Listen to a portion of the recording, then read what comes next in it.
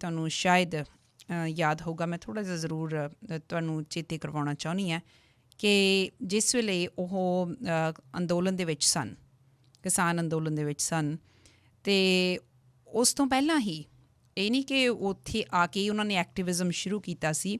ਨੌਦੀਪ ਪਹਿਲਾਂ ਤੋਂ ਹੀ ਜਿਹੜੇ ਮਜ਼ਦੂਰ ਸੀ ਉਹਨਾਂ ਦੇ ਲਈ ਸੰਘਰਸ਼ ਕਰ ਰਹੀ ਸੀ। ਹੋਇਆ ਕੀ ਸੀ, ਕਿਵੇਂ ਹੋਇਆ ਕਿ ਜਿਸ ਵੇਲੇ ਉਹਨੂੰ ਅਰੈਸਟ ਕਰ ਲਿਆ ਗਿਆ ਅਤੇ ਅੰਦਰ ਜੇਲ੍ਹ ਦੇ ਵਿੱਚ ਉਹਦੇ ਨਾਲ ਕੀ ਕੁਝ ਹੋਇਆ, ਉਦੋਂ ਵੀ ਆਪਾਂ ਬਹੁਤ ਸਾਰੀਆਂ ਗੱਲਾਂ ਕੀਤੀਆਂ ਸਨ। ਪਰ ਜਿਸ ਵੇਲੇ ਉਹ 23 ਸਾਲ ਦੀ ਕੁੜੀ ਨੂੰ ਰਿਹਾ ਨਹੀਂ ਕੀਤਾ ਜਾ ਰਿਹਾ ਸੀ, ਉਸ ਵੇਲੇ ਪੂਰੀ ਦੁਨੀਆ ਦੇ ਵਿੱਚ ਜਿਹੜੀਆਂ ਵੱਡੀਆਂ ਵੱਡੀਆਂ ਸ਼ਖਸੀਅਤਾਂ ਸਨ ਉਹਨਾਂ ਨੇ ਇਸ ਗੱਲ 'ਤੇ ਟਵੀਟ ਕੀਤਾ। ਖਾਸ ਕਰਕੇ ਮੈਨੂੰ ਯਾਦ ਆ ਰਿਹਾ ਕਿ ਅਮਰੀਕਨ ਵਾਈਸ ਪ੍ਰੈਜ਼ੀਡੈਂਟ ਕਮੈਲਾ ਹੈਰਿਸ ਉਹਨਾਂ ਦੀ ਆਪਣੀ ਨੀਸ ਮੀਨਾ ਹੈਰਿਸ, ਉਹਨੇ ਵੀ ਇਹ ਗੱਲ ਖਾਸ ਤੌਰ 'ਤੇ ਟਵੀਟ ਕੀਤੀ ਸੀ ਕਿ ਇੰਡੀਅਨ ਲੇਬਰ ਰਾਈਟ ਐਕਟਿਵਿਸਟ ਜਿਹੜੀ ਹੈਗੀ ਆ 25 ਸਾਲ ਦੀ, ਉਹ ਜੇਲ੍ਹ ਦੇ ਵਿੱਚ ਆ, 1 ਮਹੀਨਾ ਉਹਨੂੰ ਹੋ ਚੱਲਿਆ ਅਤੇ ਉਹਨੂੰ ਜਿਹੜਾ ਉਹ ਰਿਹਾ ਕੀਤਾ ਜਾਣਾ ਚਾਹੀਦਾ। ਸੋ ਇਹ ਖਬਰਾਂ ਦੇ ਵਿੱਚ ਆਉਣ ਤੋਂ ਬਾਅਦ, ਸੁਰਖੀਆਂ ਦੇ ਵਿੱਚ ਆਉਣ ਤੋਂ ਬਾਅਦ ਇਹ ਵੱਡੀ ਖਬਰ ਬਣ ਗਈ ਸੀ। ਜਦੋਂ ਨੌਦੀਪ ਬਾਹਰ ਆਈ ਹੈ ਉਦੋਂ ਕੀ ਹੋਇਆ, ਨੌਦੀਪ ਦੇ ਨਾਲ ਪਹਿਲਾਂ ਕੀ ਕੁਛ ਹੁੰਦਾ ਰਿਹਾ, ਨੌਦੀਪ ਨੂੰ ਐਕਟਿਵਿਸਟ ਬਣਨ ਦੀ ਕਿਉਂ ਜ਼ਰੂਰਤ ਪਈ, ਨੌਦੀਪ ਨੇ ਕੀ ਦੇਖਿਆ ਕਿ ਖਾਸ ਕਰਕੇ ਜਦੋਂ ਉਹ ਦਲਿਤ ਕਮਿਊਨਿਟੀ ਦੇ ਵਿੱਚ ਵਿਚਰ ਰਹੀ ਸੀ, ਉਹਨੇ ਇਹ ਗੱਲ ਮਹਿਸੂਸ ਕੀਤੀ ਕਿ ਔਰਤਾਂ ਦੇ ਉੱਤੇ ਜੇ ਕਿਸੇ ਤਰ੍ਹਾਂ ਦੀ ਹਿੰਸਾ ਹੁੰਦੀ ਹੈ, ਉਹ ਉਹਨਾਂ ਦੀ ਇਹ ਜਿਹੜਾ ਦਲਿਤ ਹੋਣ ਦਾ ਫੈਕਟਰ ਹੈ ਉਹ ਵੀ ਕੰਟਰੀਬਿਊਟ ਕਰ ਰਿਹਾ ਹੈ, ਜਿਹੜਾ ਭੇਦਭਾਵ ਹੈ ਉਹ ਵੀ ਕੰਟਰੀਬਿਊਟ ਕਰ ਰਿਹਾ ਹੈ। ਹੋਰ ਬਹੁਤ ਸਾਰੀਆਂ ਗੱਲਾਂ ਹੋਣਗੀਆਂ। ਅੱਜ ਦੇ ਇਸ ਪ੍ਰੋਗਰਾਮ ਦੇ ਵਿੱਚ ਮੈਂ ਆਪਣੇ ਨਾਲ ਸ਼ਾਮਿਲ ਕਰਨ ਜਾ ਰਹੀ ਹਾਂ ਨੌਦੀਪ ਨੂੰ। ਨੌਦੀਪ, ਬਹੁਤ ਬਹੁਤ ਸਵਾਗਤ ਹੈ ਜੀ ਆਇਆਂ ਨੂੰ। ਧੰਨਵਾਦ ਜੀ ਤੁਹਾਡਾ ਕਿ ਤੁਸੀਂ ਸਾਨੂੰ ਆਪਣੇ ਸ਼ੋਅ ਦੇ ਵਿੱਚ ਬੁਲਾਇਆ ਤੇ ਬੋਲਣ ਦਾ ਮੌਕਾ ਦਿੱਤਾ। ਤੁਹਾਡਾ ਬਹੁਤ ਬਹੁਤ ਧੰਨਵਾਦ ਜੀ। ਨੌਦੀਪ, ਤੁਹਾਨੂੰ ਸ਼ਾਇਦ ਯਾਦ ਹੋਣਾ ਕਿ ਜਿਸ ਵੇਲੇ ਤੁਸੀਂ ਉਹਨਾਂ ਦਿਨਾਂ ਦੇ ਵਿੱਚ ਜੇਲ੍ਹ ਤੋਂ ਬਾਹਰ ਆਏ ਸੀ, ਮੈਂ ਉਦੋਂ ਵੀ ਤੁਹਾਡੇ ਨਾਲ ਗੱਲਬਾਤ ਕੀਤੀ ਸੀ। ਉਸ ਤੋਂ ਪਹਿਲਾਂ ਜਦੋਂ ਤੁਹਾਡੀ ਭੈਣ ਰਾਜਵੀਰ ਤੁਹਾਡੇ ਲਈ ਬਾਹਰ ਸੰਘਰਸ਼ ਕਰ ਰਹੀ ਸੀ ਕਿ ਮੇਰੀ ਭੈਣ ਨੂੰ ਕਿਸੇ ਤਰੀਕੇ ਦੇ ਨਾਲ ਬਾਹਰ ਲਿਆਂਦਾ ਜਾਵੇ, ਕਿਉਂਕਿ ਜੇਲ੍ਹ ਦੇ ਅੰਦਰ ਉਹ ਬਹੁਤ ਜ਼ਿਆਦਾ ਤਕਲੀਫ ਦੇ ਵਿੱਚ ਹੈ, ਪਰੇਸ਼ਾਨੀ ਦੇ ਵਿੱਚ ਹੈ, ਜਾਂ ਉਹਦੇ ਨਾਲ ਕਨੈਕਟ ਨਹੀਂ ਕਰਨ ਦਿੱਤਾ ਜਾ ਰਿਹਾ। ਇਹ ਸਾਰੀਆਂ ਗੱਲਾਂ ਅਸੀਂ ਉਦੋਂ ਵੀ ਕੀਤੀਆਂ ਸੀ।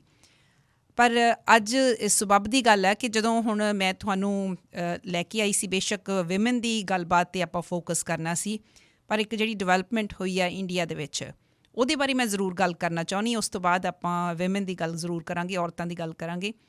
ਉਹ ਇਹ ਹੈ ਕਿ ਜਦੋਂ ਤੁਸੀਂ ਜੇਲ੍ਹ ਤੋਂ ਬਾਹਰ ਆਏ ਸੀ, ਤੁਹਾਡੇ ਆਲੇ ਦੁਆਲੇ ਇੱਕ ਗਰੁੱਪ ਜਿਹਾ ਸੀ ਲੋਕਾਂ ਦਾ ਜਿਨ੍ਹਾਂ ਦਾ ਜਮਾਵੜਾ ਸੀ, ਅਤੇ ਉਹਨਾਂ ਨੇ ਆਉਂਦੇ ਸਾਰ ਤੁਹਾਨੂੰ ਤੁਹਾਡੇ ਗਲ ਦੇ ਵਿੱਚ ਸਰੋਪੇ ਪਾ ਦਿੱਤੇ ਅਤੇ ਸਿਰ 'ਤੇ ਚੁੰਨੀ ਦੇ ਕੇ ਤੁਹਾਨੂੰ ਇੱਧਰ ਉੱਧਰ ਹੋ, ਕਦੇ ਪ੍ਰੈਸ ਕਾਨਫਰੰਸ ਹੋ ਰਹੀ ਹੈ, ਕਦੇ ਤੁਸੀਂ ਕਿਤੇ ਹੋ, ਕਦੇ ਕਿਤੇ ਹੋ, ਤੁਹਾਡੇ ਤੱਕ ਪਹੁੰਚ ਕਰਨੀ ਔਖੀ ਹੋ ਰਹੀ ਹੈ।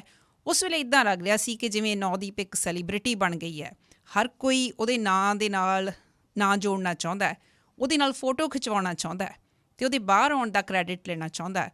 ਉਹਨਾਂ ਦੇ ਵਿੱਚੋਂ ਇੱਕ ਸ਼ਖਸੀਅਤ ਸੀ ਮਿਸਟਰ ਸਿਰਸਾ, ਮਨਜਿੰਦਰ ਸਿਰਸਾ, ਜਿਹੜੇ ਖਾਸ ਤੌਰ ਦੇ ਉੱਤੇ ਇਸ ਗੱਲ ਦਾ ਕ੍ਰੈਡਿਟ ਲੈਂਦੇ ਵੀ ਦੇਖੇ ਗਏ ਆ ਅਤੇ ਇਹਦੇ ਬਾਰੇ ਵੀ ਗੱਲ ਕੀਤੀ ਗਈ ਮੀਡੀਆ ਦੇ ਵਿੱਚ ਵੀ ਕਿ ਮਨਜਿੰਦਰ ਸਿਰਸਾ ਇਸ ਤਰ੍ਹਾਂ ਲੱਗ ਰਹੇ ਨੇ ਕਿ ਜ਼ਿਆਦਾ ਕ੍ਰੈਡਿਟ ਲੈਣ ਦੀ ਕੋਸ਼ਿਸ਼ ਕਰ ਰਹੇ ਆ। ਅੱਜ ਪਤਾ ਲੱਗਾ ਕਿ ਉਹ ਅਕਾਲੀ ਦਲ ਦੇ ਪਹਿਲਾਂ ਸਾਥੀ ਰਹੇ ਸਨ ਅਤੇ ਹੁਣ ਉਹ BJP ਜੁਆਇਨ ਕਰ ਗਏ ਆ। ਅੱਜ ਦੀ ਇਹ ਤਾਜ਼ਾ ਡਿਵੈਲਪਮੈਂਟ ਹੈਗੀ ਆ। ਥੋੜ੍ਹਾ ਜਿਹਾ ਇਸ ਘਟਨਾਕ੍ਰਮ ਬਾਰੇ ਅਤੇ ਉਦੋਂ ਦੀ ਜਿਹੜੀ ਉਹ ਸਿਚੁਏਸ਼ਨ ਸੀ, ਸਾਡੇ ਸੁਣਨ ਵਾਲਿਆਂ ਦੇ ਨਾਲ ਖੁੱਲ੍ਹ ਕੇ ਗੱਲ ਕਰਨੀ ਚਾਹੋਗੇ? ਬਿਲਕੁਲ ਬਿਲਕੁਲ ਜੀ। ਸੁਣਨਾ ਚਾਹੁੰਦੀ ਮੈਂ ਤੁਹਾਡੇ ਕੋਲੋਂ ਕਿ ਵਾਕਈ ਉਹ ਲੋਕ ਹੀ ਤੁਹਾਨੂੰ ਬਾਹਰ ਲਿਆਉਣ ਦੇ ਲਈ ਜੇ ਉਹ ਕ੍ਰੈਡਿਟ ਲੈ ਰਹੇ ਸੀ ਤਾਂ ਇਹ ਸਹੀ ਗੱਲ ਸੀ? ਦੇਖੋ, ਜੇਕਰ ਉਸ ਟਾਈਮ ਦੀ ਗੱਲ ਕਰੀਏ, ਸਟਾਰਟਿੰਗ ਦੇ ਵਿੱਚ ਜਿਸ ਟਾਈਮ ਤੇ ਮੈਂ ਜੇਲ੍ਹ ਦੇ ਅੰਦਰ ਗਈ ਸੀ, ਉਸ ਟਾਈਮ ਤੇ ਕਿਸੇ ਨੂੰ ਪਤਾ ਹੀ ਨਹੀਂ ਹੈਗਾ ਸੀ। ਬਹੁਤ ਘੱਟ ਲੋਕ ਆਵਾਜ਼ ਚੱਕ ਰਹੇ ਸੀਗੇ ਤੇ ਬਹੁਤ ਸਾਰੇ ਲੋਕਾਂ ਨੇ ਤਾਂ ਮਨਾ ਹੀ ਕਰਤਾ ਸੀ ਕਿ ਇਹਨਾਂ ਦਾ ਤਾਂ ਕੋਈ ਲੈਣ ਦੇਣ ਹੈ ਨਹੀਂ ਕਿਸਾਨ ਅੰਦੋਲਨ ਦੇ ਨਾਲ। ਇਹ ਤਾਂ ਮਤਲਬ ਕਿਸਾਨ ਅੰਦੋਲਨ ਦੀ ਆੜ ਵਿੱਚ ਮਜ਼ਦੂਰਾਂ ਦਾ ਸੰਗਠਨ ਤਿਆਰ ਕਰ ਰਹੇ ਸੀਗੇ। ਮਤਲਬ ਇਸ ਤਰੀਕੇ ਦੀਆਂ ਗੱਲਾਂ ਵੀ ਉਸ ਟਾਈਮ ਤੇ ਸਾਹਮਣੇ ਆਈਆਂ, ਪਰ ਉਸ ਟਾਈਮ ਤੇ ਕੋਈ ਵੀ ਖੜਾ ਨਹੀਂ ਸੀ ਹੋਇਆ। ਪਰ ਹੌਲੀ ਹੌਲੀ ਜਦੋਂ ਮੇਰੀ ਵੱਡੀ ਸਿਸਟਰ ਨੇ ਜਾਂ ਕੁਛ ਮਜ਼ਦੂਰਾਂ ਨੇ ਪਹੁੰਚ ਕੀਤੀ ਮੀਡੀਆ ਤੱਕ ਜਾਂ ਹੋਰ ਲੋਕਾਂ ਤੱਕ ਪਹੁੰਚ ਕੀਤੀ, ਫਿਰ ਕਿਤੇ ਜਾ ਕੇ ਹੌਲੀ ਹੌਲੀ ਮਾਮਲਾ ਹਾਈਲਾਈਟ ਹੋਇਆ। ਪਰ ਜੇਕਰ ਮੈਂ ਕ੍ਰੈਡਿਟ ਦੀ ਗੱਲ ਕਰਾਂ ਤਾਂ ਕ੍ਰੈਡਿਟ ਉਹਨਾਂ ਸਾਰੇ ਆਮ ਜਨਤਾ ਨੂੰ ਜਾਣਾ ਚਾਹੀਦਾ। ਜਿਸ ਟਾਈਮ ਤੇ ਮਾਮਲਾ ਬਹੁਤ ਹਾਈਲਾਈਟ ਸੀ ਤਾਂ ਉਹਨਾਂ ਲੋਕਾਂ ਦੀ ਵਜ੍ਹਾ ਕਰਕੇ ਸੀ ਜਿਹੜੇ ਧਰਨੇ ਪ੍ਰਦਰਸ਼ਨ ਕਰ ਰਹੇ ਸੀਗੇ, ਜਿਹੜੇ ਸੋਸ਼ਲ ਮੀਡੀਆ ਦੇ ਜ਼ਰੀਏ, ਜਿਹੜੇ ਆਨਲਾਈਨ ਬਹੁਤ ਜ਼ਿਆਦਾ ਟਵੀਟ ਕਰ ਰਹੇ ਸੀਗੇ ਜਾਂ ਫਿਰ ਅਲੱਗ ਅਲੱਗ ਤਰੀਕੇ ਦੇ ਨਾਲ ਸਪੋਰਟ ਕਰ ਰਹੇ ਸੀ ਕਿ ਉਹਨੂੰ ਛੱਡਿਆ ਜਾਵੇ। ਜਦੋਂ ਇੰਨਾ ਕੁ ਜ਼ਿਆਦਾ ਇੰਟਰਨੈਸ਼ਨਲ ਸਪੋਰਟ ਮਿਲ ਰਹੀ ਹੈ ਇੰਟਰਨੈਸ਼ਨਲ ਤਰੀਕੇ ਦੇ ਨਾਲ ਇੰਨਾ ਕੁ ਜ਼ਿਆਦਾ ਇਹ ਬੋਲਿਆ ਜਾ ਰਿਹਾ ਕਿ ਉਹਨਾਂ ਨੇ ਕੁਝ ਗਲਤ ਨਹੀਂ ਕੀਤਾ, ਉਹਨਾਂ ਨੂੰ ਬਾਹਰ ਕੱਢਿਆ ਜਾਵੇ। ਉਸ ਟਾਈਮ ਤੇ ਮੈਂ ਜਦੋਂ ਜੇਲ੍ਹ ਦੇ ਅੰਦਰ ਸੀ, ਮੈਨੂੰ ਪਹਿਲਾਂ ਕੁਝ ਨਹੀਂ ਸੀ ਪਤਾ ਚੱਲ ਰਿਹਾ ਕਿ ਬਾਹਰ ਹੋ ਕੀ ਰਿਹਾ। ਤੇ ਉਸ ਟਾਈਮ ਤੇ ਜਦੋਂ ਮਾਮਲਾ ਫਰਵਰੀ ਦੇ ਵਿੱਚ ਜਾ ਕੇ ਹਾਈਲਾਈਟ ਹੋਇਆ, ਉਸ ਟਾਈਮ ਤੇ ਇੱਕ ਦਿਨ ਵਿੱਚ 5-5 ਵਕੀਲ ਜਿਹੜੇ ਮਿਲਣ ਆ ਰਹੇ ਸੀਗੇ, ਪਰ ਮਿਲ ਨਹੀਂ ਦਿੱਤੇ ਜਾ ਰਹੇ ਸੀ, ਇੰਨੇ ਵਕੀਲ ਨੇ। ਮਤਲਬ ਉਸ ਟਾਈਮ ਤੇ ਚਾਹੇ ਬਹੁਤ ਛੋਟਾ ਵਕੀਲ ਵੀ ਹੁੰਦਾ, ਸ਼ਾਇਦ ਉਹ ਵੀ ਮੇਰੀ ਬੇਲ ਜਿਹੜੇ ਕਰਵਾ ਸਕਦਾ ਸੀਗਾ, ਜਾਂ ਫਿਰ ਕੋਈ ਵੀ ਮਤਲਬ ਜ਼ਰੂਰਤ ਨਹੀਂ ਹੈਗੀ ਸੀਗੀ ਵੀ ਇੱਕ ਵੱਡੇ ਖਾਸ ਚਿਹਰੇ ਦੀ ਵੀ ਜਿਹੜਾ ਉਹ ਮਤਲਬ ਬੇਲ ਕਰਵਾਵੇ ਜਿਨ੍ਹਾਂ ਨੇ ਕ੍ਰੈਡਿਟ ਲਿਆ ਹੈਗਾ। ਉਹ ਤਾਂ ਹੁਣ ਜਦੋਂ ਮਾਮਲਾ ਹਾਈਲਾਈਟ ਹੀ ਸੀ, ਉਹ ਤਾਂ ਉਹਨਾਂ ਨੂੰ ਬੇਲ ਦੇਣੀ ਹੀ ਪੈਣੀ ਸੀ, ਕਿਉਂਕਿ ਖਿਲਾਫ ਕੋਈ ਸਬੂਤ ਮਿਲ ਨਹੀਂ ਸੀ ਰਿਹਾ, ਓਕੇ। ਤੇ ਨਾਲ ਹੀ ਜਨਤਾ ਦੀ ਸਪੋਰਟ ਸੀਗੀ। ਪਰ ਜਿਸ ਟਾਈਮ ਤੇ ਮੈਂ ਜੇਲ੍ਹ ਤੋਂ ਬਾਹਰ ਆਈ ਹਾਂ, ਤੇ ਜਦੋਂ ਮੈਂ ਤਾਂ ਪਹਿਲਾਂ ਕਦੇ ਮਨਜਿੰਦਰ ਸਿਰਸਾ ਨੂੰ ਦੇਖਿਆ ਨਹੀਂ, ਨਾ ਹੀ ਮੈਂ ਜ਼ਿਆਦਾ ਜਾਣਦੀ ਸੀਗੀ, ਤੇ ਉਸ ਟਾਈਮ ਤੇ ਮੈਂ ਦੇਖਿਆ ਉਹਨਾਂ ਨੂੰ, ਤੇ ਬਹੁਤ ਸਾਰੇ ਲੋਕ ਸੀਗੇ, ਤੇ ਉਹਨਾਂ ਨੇ ਗਲ 'ਚ ਹਾਰ ਵਗੈਰਾ ਪਾਏ ਨੇ, ਬਹੁਤ ਇੱਜ਼ਤ ਵੀ ਹੋਈ ਆ, ਬਹੁਤ ਸਾਰੇ ਆਮ ਲੋਕ ਵੀ ਜਿਹੜੇ ਨਾਲ ਸੀਗੇ, ਜਿਹੜੇ ਸਵਾਗਤ ਕਰਨ ਗਏ, ਜੋ ਬਹੁਤ ਵੱਡੀ ਮੇਰੇ ਲਈ ਖੁਸ਼ੀ ਦੀ ਗੱਲ ਆ। ਪਰ ਮੈਂ ਉਹਨਾਂ ਨੂੰ ਸਿਰਫ ਕ੍ਰੈਡਿਟ ਨਹੀਂ ਦੇਣਾ ਚਾਹੁੰਦੀ, ਕਿਉਂਕਿ ਜ਼ਿਆਦਾਤਰ ਬਾਕੀ ਠੀਕ ਆ, ਜੋ ਉਹ ਆਏ ਉਹਨਾਂ ਨੇ ਸਾਥ ਦਿੱਤਾ, ਜਿਸ ਤਰੀਕੇ ਦੇ ਨਾਲ ਬਾਕੀ ਲੋਕਾਂ ਨੇ ਵੀ ਦਿੱਤਾ ਓਨਾ ਹੀ। ਪਰ ਇਹ ਕਹਿ ਦਈਏ ਕਿ ਜਿੰਨੇ ਵੀ ਹਾਈਲਾਈਟ ਮਾਮਲੇ ਹੋਏ ਆ, ਉਹਨਾਂ ਦਾ ਉੱਥੇ ਹਮੇਸ਼ਾ ਖੜ ਕੇ ਕ੍ਰੈਡਿਟ ਜਿਹੜਾ ਲੈਂਦੇ ਹੋਏ ਉਹਨਾਂ ਨੂੰ ਦੇਖਿਆ ਗਿਆ, ਪਰ ਉਸ ਤੋਂ ਬਾਅਦ ਉਹਨਾਂ ਨੇ ਕੋਈ ਪੁੱਛ-ਗਿੱਛ ਨਹੀਂ ਕੀਤੀ ਹੈਗੀ ਆ, ਜਾਂ ਫਿਰ ਮੈਨੂੰ ਵੀ ਮਤਲਬ ਸਿੱਧਾ ਬਿਨਾਂ ਪੁੱਛੇ ਹੀ ਉਹਨਾਂ ਨੇ ਅਨਾਉਂਸ ਕੀਤਾ ਕਿ ਜਿਹੜੀ 9 ਦੀ ਪਾਓ ਦੀ ਆਵਾਜ਼ ਜਿਹੜੀ ਸੰਸਦ ਦੇ ਵਿੱਚ ਗੂੰਜੂਗੀ। ਬਾਕੀ ਅਸੀਂ ਕਿ ਵੀ ਬਾਕੀ ਤੁਹਾਡਾ ਕੀ ਆ ਸਟੈਂਡ, ਕੀ ਨਹੀਂ, ਅਸੀਂ ਉਹਨੂੰ ਤਾਂ ਅਸੀਂ ਕੁਝ ਨਹੀਂ ਕਹਿੰਦੇ, ਪਰ ਤੁਸੀਂ ਸਾਡਾ ਕੀ ਸਟੈਂਡ ਹੋਊਗਾ ਉਹ ਤੁਸੀਂ ਦੱਸ ਨਹੀਂ ਸਕਦੇ ਹੈਗੇ। ਪਰ ਉਸ ਤੋਂ ਬਾਅਦ ਉਹਨਾਂ ਦੇ ਨਾਲ ਜਿਹੜੀ ਇਹ ਹੋਊਗਾ ਕਿ ਕੋਈ ਉਹ ਗੱਲਬਾਤ ਉਹਨਾਂ ਨੇ ਕਰਨੀ ਬੰਦ ਕੀਤੀ ਕਿ ਇਹ ਜੇ ਅਸੀਂ ਤੁਹਾਨੂੰ ਬਾਹਰ ਕਢਾਇਆ, ਤੁਸੀਂ ਗੱਲ ਨਹੀਂ ਮੰਨ ਰਹੇ ਹੈਗੇ ਇਸ ਤਰੀਕੇ ਦੇ ਨਾਲ। ਪਰ ਅੱਜ ਬਹੁਤ ਜ਼ਿਆਦਾ ਸ਼ਰਮ ਦੀ ਗੱਲ ਆ ਸਾਡੇ ਵਾਸਤੇ ਕਿ ਇੱਕ ਆਪਣੇ ਆਪ ਨੂੰ ਸਿੱਖ ਬੋਲਣ ਵਾਲੇ, ਤੇ ਆਪਣੇ ਆਪ ਨੂੰ ਗੁਰਦੁਆਰਾ ਪ੍ਰਬੰਧਕ ਕਮੇਟੀ ਸਾਰੇ ਗੁਰਦੁਆਰਿਆਂ ਦੇ ਪ੍ਰਧਾਨ ਬੋਲਣ ਵਾਲੇ, ਤੇ ਸਿੱਖਾਂ ਦੀ ਹਮਾਇਤ ਕਰਨ ਵਾਲੇ ਅੱਜ ਖੁਦ ਹੀ ਕਾਤਲਾਂ ਦੇ ਨਾਲ ਜਾ ਕੇ ਖੜ ਕੇ ਨੇ। 750 ਦੇ ਜਿਹੜੇ ਸ਼ਹੀਦ ਕਿਸਾਨਾਂ ਨੂੰ ਨਾ ਦੇਖਦੇ ਹੋਏ ਉਹਨਾਂ ਨੇ ਜਾ ਕੇ ਉਹਨਾਂ ਦੇ ਨਾਲ ਖੜੇ ਆ ਕੇ, ਤੇ ਅੱਜ ਇਹ ਕਹਿ ਰਹੇ ਆ ਕਿ ਜਿਹੜੇ ਮੋਦੀ ਜੀ ਉਹ ਤਾਂ ਬਹੁਤ ਜ਼ਿਆਦਾ ਵਧੀਆ ਨੇ। ਹਾਲਾਂਕਿ ਅੱਜ ਹਿੰਦੂਤਵ ਜਿਹੜੀ ਫਾਸੀਵਾਦੀ ਤਾਕਤਾਂ ਨੇ ਉਹ ਸਿੱਖਾਂ ਦੇ ਉੱਪਰ ਵੀ ਹਮਲੇ ਕਰ ਰਹੀਆਂ ਨੇ, ਬਾਕੀ ਲੋਕਾਂ ਤੇ ਵੀ। ਇਹ ਬਹੁਤ ਗਲਤ ਗੱਲ ਲੱਗੀ ਸਾਨੂੰ ਕਿ ਉਹਨਾਂ ਨੇ ਹਮੇਸ਼ਾ ਹੀ ਮਤਲਬ ਅਫਸਰ ਦੇਖਿਆ, ਤੇ ਅਫਸਰ ਦੇ ਵੱਲ ਹੀ ਉਹਨਾਂ ਨੇ ਆਪਣਾ ਦੇਖਿਆ ਹੈਗਾ। ਬਾਕੀ ਇਹ ਜੇ ਪੈਸੇ ਦੇ ਨਾਲ ਤਾਂ ਇੱਜ਼ਤ ਨਹੀਂ ਬਣਦੀ ਹੈਗੀ, ਪਰ ਅੱਜ ਪੰਜਾਬ ਦੀ ਲੋਕਾਂ ਦੀਆਂ ਨਜ਼ਰਾਂ ਦੇ ਵਿੱਚ ਉਹ ਬਿਲਕੁਲ ਗਿਰ ਗਏ ਨੇ, ਤੇ ਉਹਨਾਂ ਦੀ ਅਸਲੀ ਸੱਚਾਈ ਜਿਹੜੀ ਬਾਹਰ ਆ ਗਈ ਹੈ। ਅੱਛਾ ਨੌਦੀਪ, ਤੁਸੀਂ ਇਹ ਗੱਲ ਮੈਂਸ਼ਨ ਕੀਤੀ ਆ ਕਿ ਤੁਹਾਨੂੰ ਬਿਨਾਂ ਪੁੱਛਿਆਂ ਹੀ ਉਹਨਾਂ ਨੇ ਕਹਿ ਦਿੱਤਾ ਕਿ ਹੁਣ ਨੌਦੀਪ ਦੀ ਜਿਹੜੀ ਆਵਾਜ਼ ਆ ਉਹ ਸੰਸਦ ਦੇ ਵਿੱਚ ਗੂੰਜੇਗੀ। ਤੁਸੀਂ ਇਹ ਚੀਜ਼ ਸੁਣ ਕੇ ਉਹਨਾਂ ਦੇ ਕੋਲੋਂ ਇਸ ਤਰ੍ਹਾਂ ਤਾਂ ਨਹੀਂ ਸੀ ਕਿ ਆਪਣੀਆਂ ਅੱਖਾਂ ਦੇ ਵਿੱਚ ਤੁਸੀਂ ਸੁਪਨਾ ਲੈਣਾ ਸ਼ੁਰੂ ਕਰ ਦਿੱਤਾ ਕਿ ਹਾਂ ਪੋਸੀਬਲੀ ਇਹ ਚੀਜ਼ ਹੋ ਸਕਦੀ ਹੈ ਜੇ ਮੈਨੂੰ ਇਹੋ ਜਿਹੇ ਲੋਕ ਸਾਥ ਦੇਣਗੇ, ਜਾਂ ਤੁਸੀਂ ਇਸ ਤੋਂ ਉਲਟ ਉਹਨਾਂ ਦੇ ਨਾਲ ਖੁੱਲ੍ਹ ਕੇ ਗੱਲਬਾਤ ਕੀਤੀ ਹੋਵੇ ਕਿ ਤੁਸੀਂ ਬਿਨਾਂ ਮੈਨੂੰ ਪੁੱਛਿਆ, ਬਿਨਾਂ ਮੇਰੇ ਨਾਲ ਗੱਲਬਾਤ ਕੀਤਿਆਂ ਮੇਰੇ ਬਿਹਾਫ ਦੇ ਉੱਤੇ ਇੰਨੀ ਵੱਡੀ ਗੱਲ ਕਿਵੇਂ ਕਹਿ ਸਕਦੇ ਹੋ? ਬਿਲਕੁਲ, ਮੈਨੂੰ ਉਹਨਾਂ ਨੇ ਬੁਲਾਇਆ ਕਿ ਅਸੀਂ ਪ੍ਰੈਸ ਕਾਨਫਰੰਸ ਕਰ ਰਹੇ ਹਾਂ। ਮੈਂ ਜਦੋਂ ਗਈ ਹਾਂ ਉੱਥੇ ਬਹੁਤ ਸਾਰਾ ਮੀਡੀਆ ਮੇਰੇ ਬੋਲਣ ਤੋਂ ਪਹਿਲਾਂ ਹੀ ਉਹਨਾਂ ਨੇ ਅਨਾਉਂਸ ਕੀਤਾ, ਪਰ ਮੇਰੇ ਨਾਲ ਇਹਦੇ ਬਾਰੇ ਪਹਿਲਾਂ ਕੋਈ ਗੱਲਬਾਤ ਹੋਈ ਨਹੀਂ ਹੈਗੀ ਸੀ। ਮੈਨੂੰ ਬਹੁਤ ਜ਼ਿਆਦਾ ਬੁਰਾ ਲੱਗਿਆ ਕਿ ਇੱਕ ਲੜਕੀ ਨੂੰ ਇਹੀ ਸਮਝਿਆ ਜਾਂਦਾ ਕਿ ਬਾਕੀ ਲੋਕ ਹੀ ਉਹਨੂੰ, ਜਿਹੜੇ ਬਾਕੀ ਪੁਰਸ਼ ਹੀ ਦੱਸਣਗੇ ਕਿ ਉਹਨਾਂ ਨੇ ਕੀ ਕਰਨਾ ਹੈਗਾ।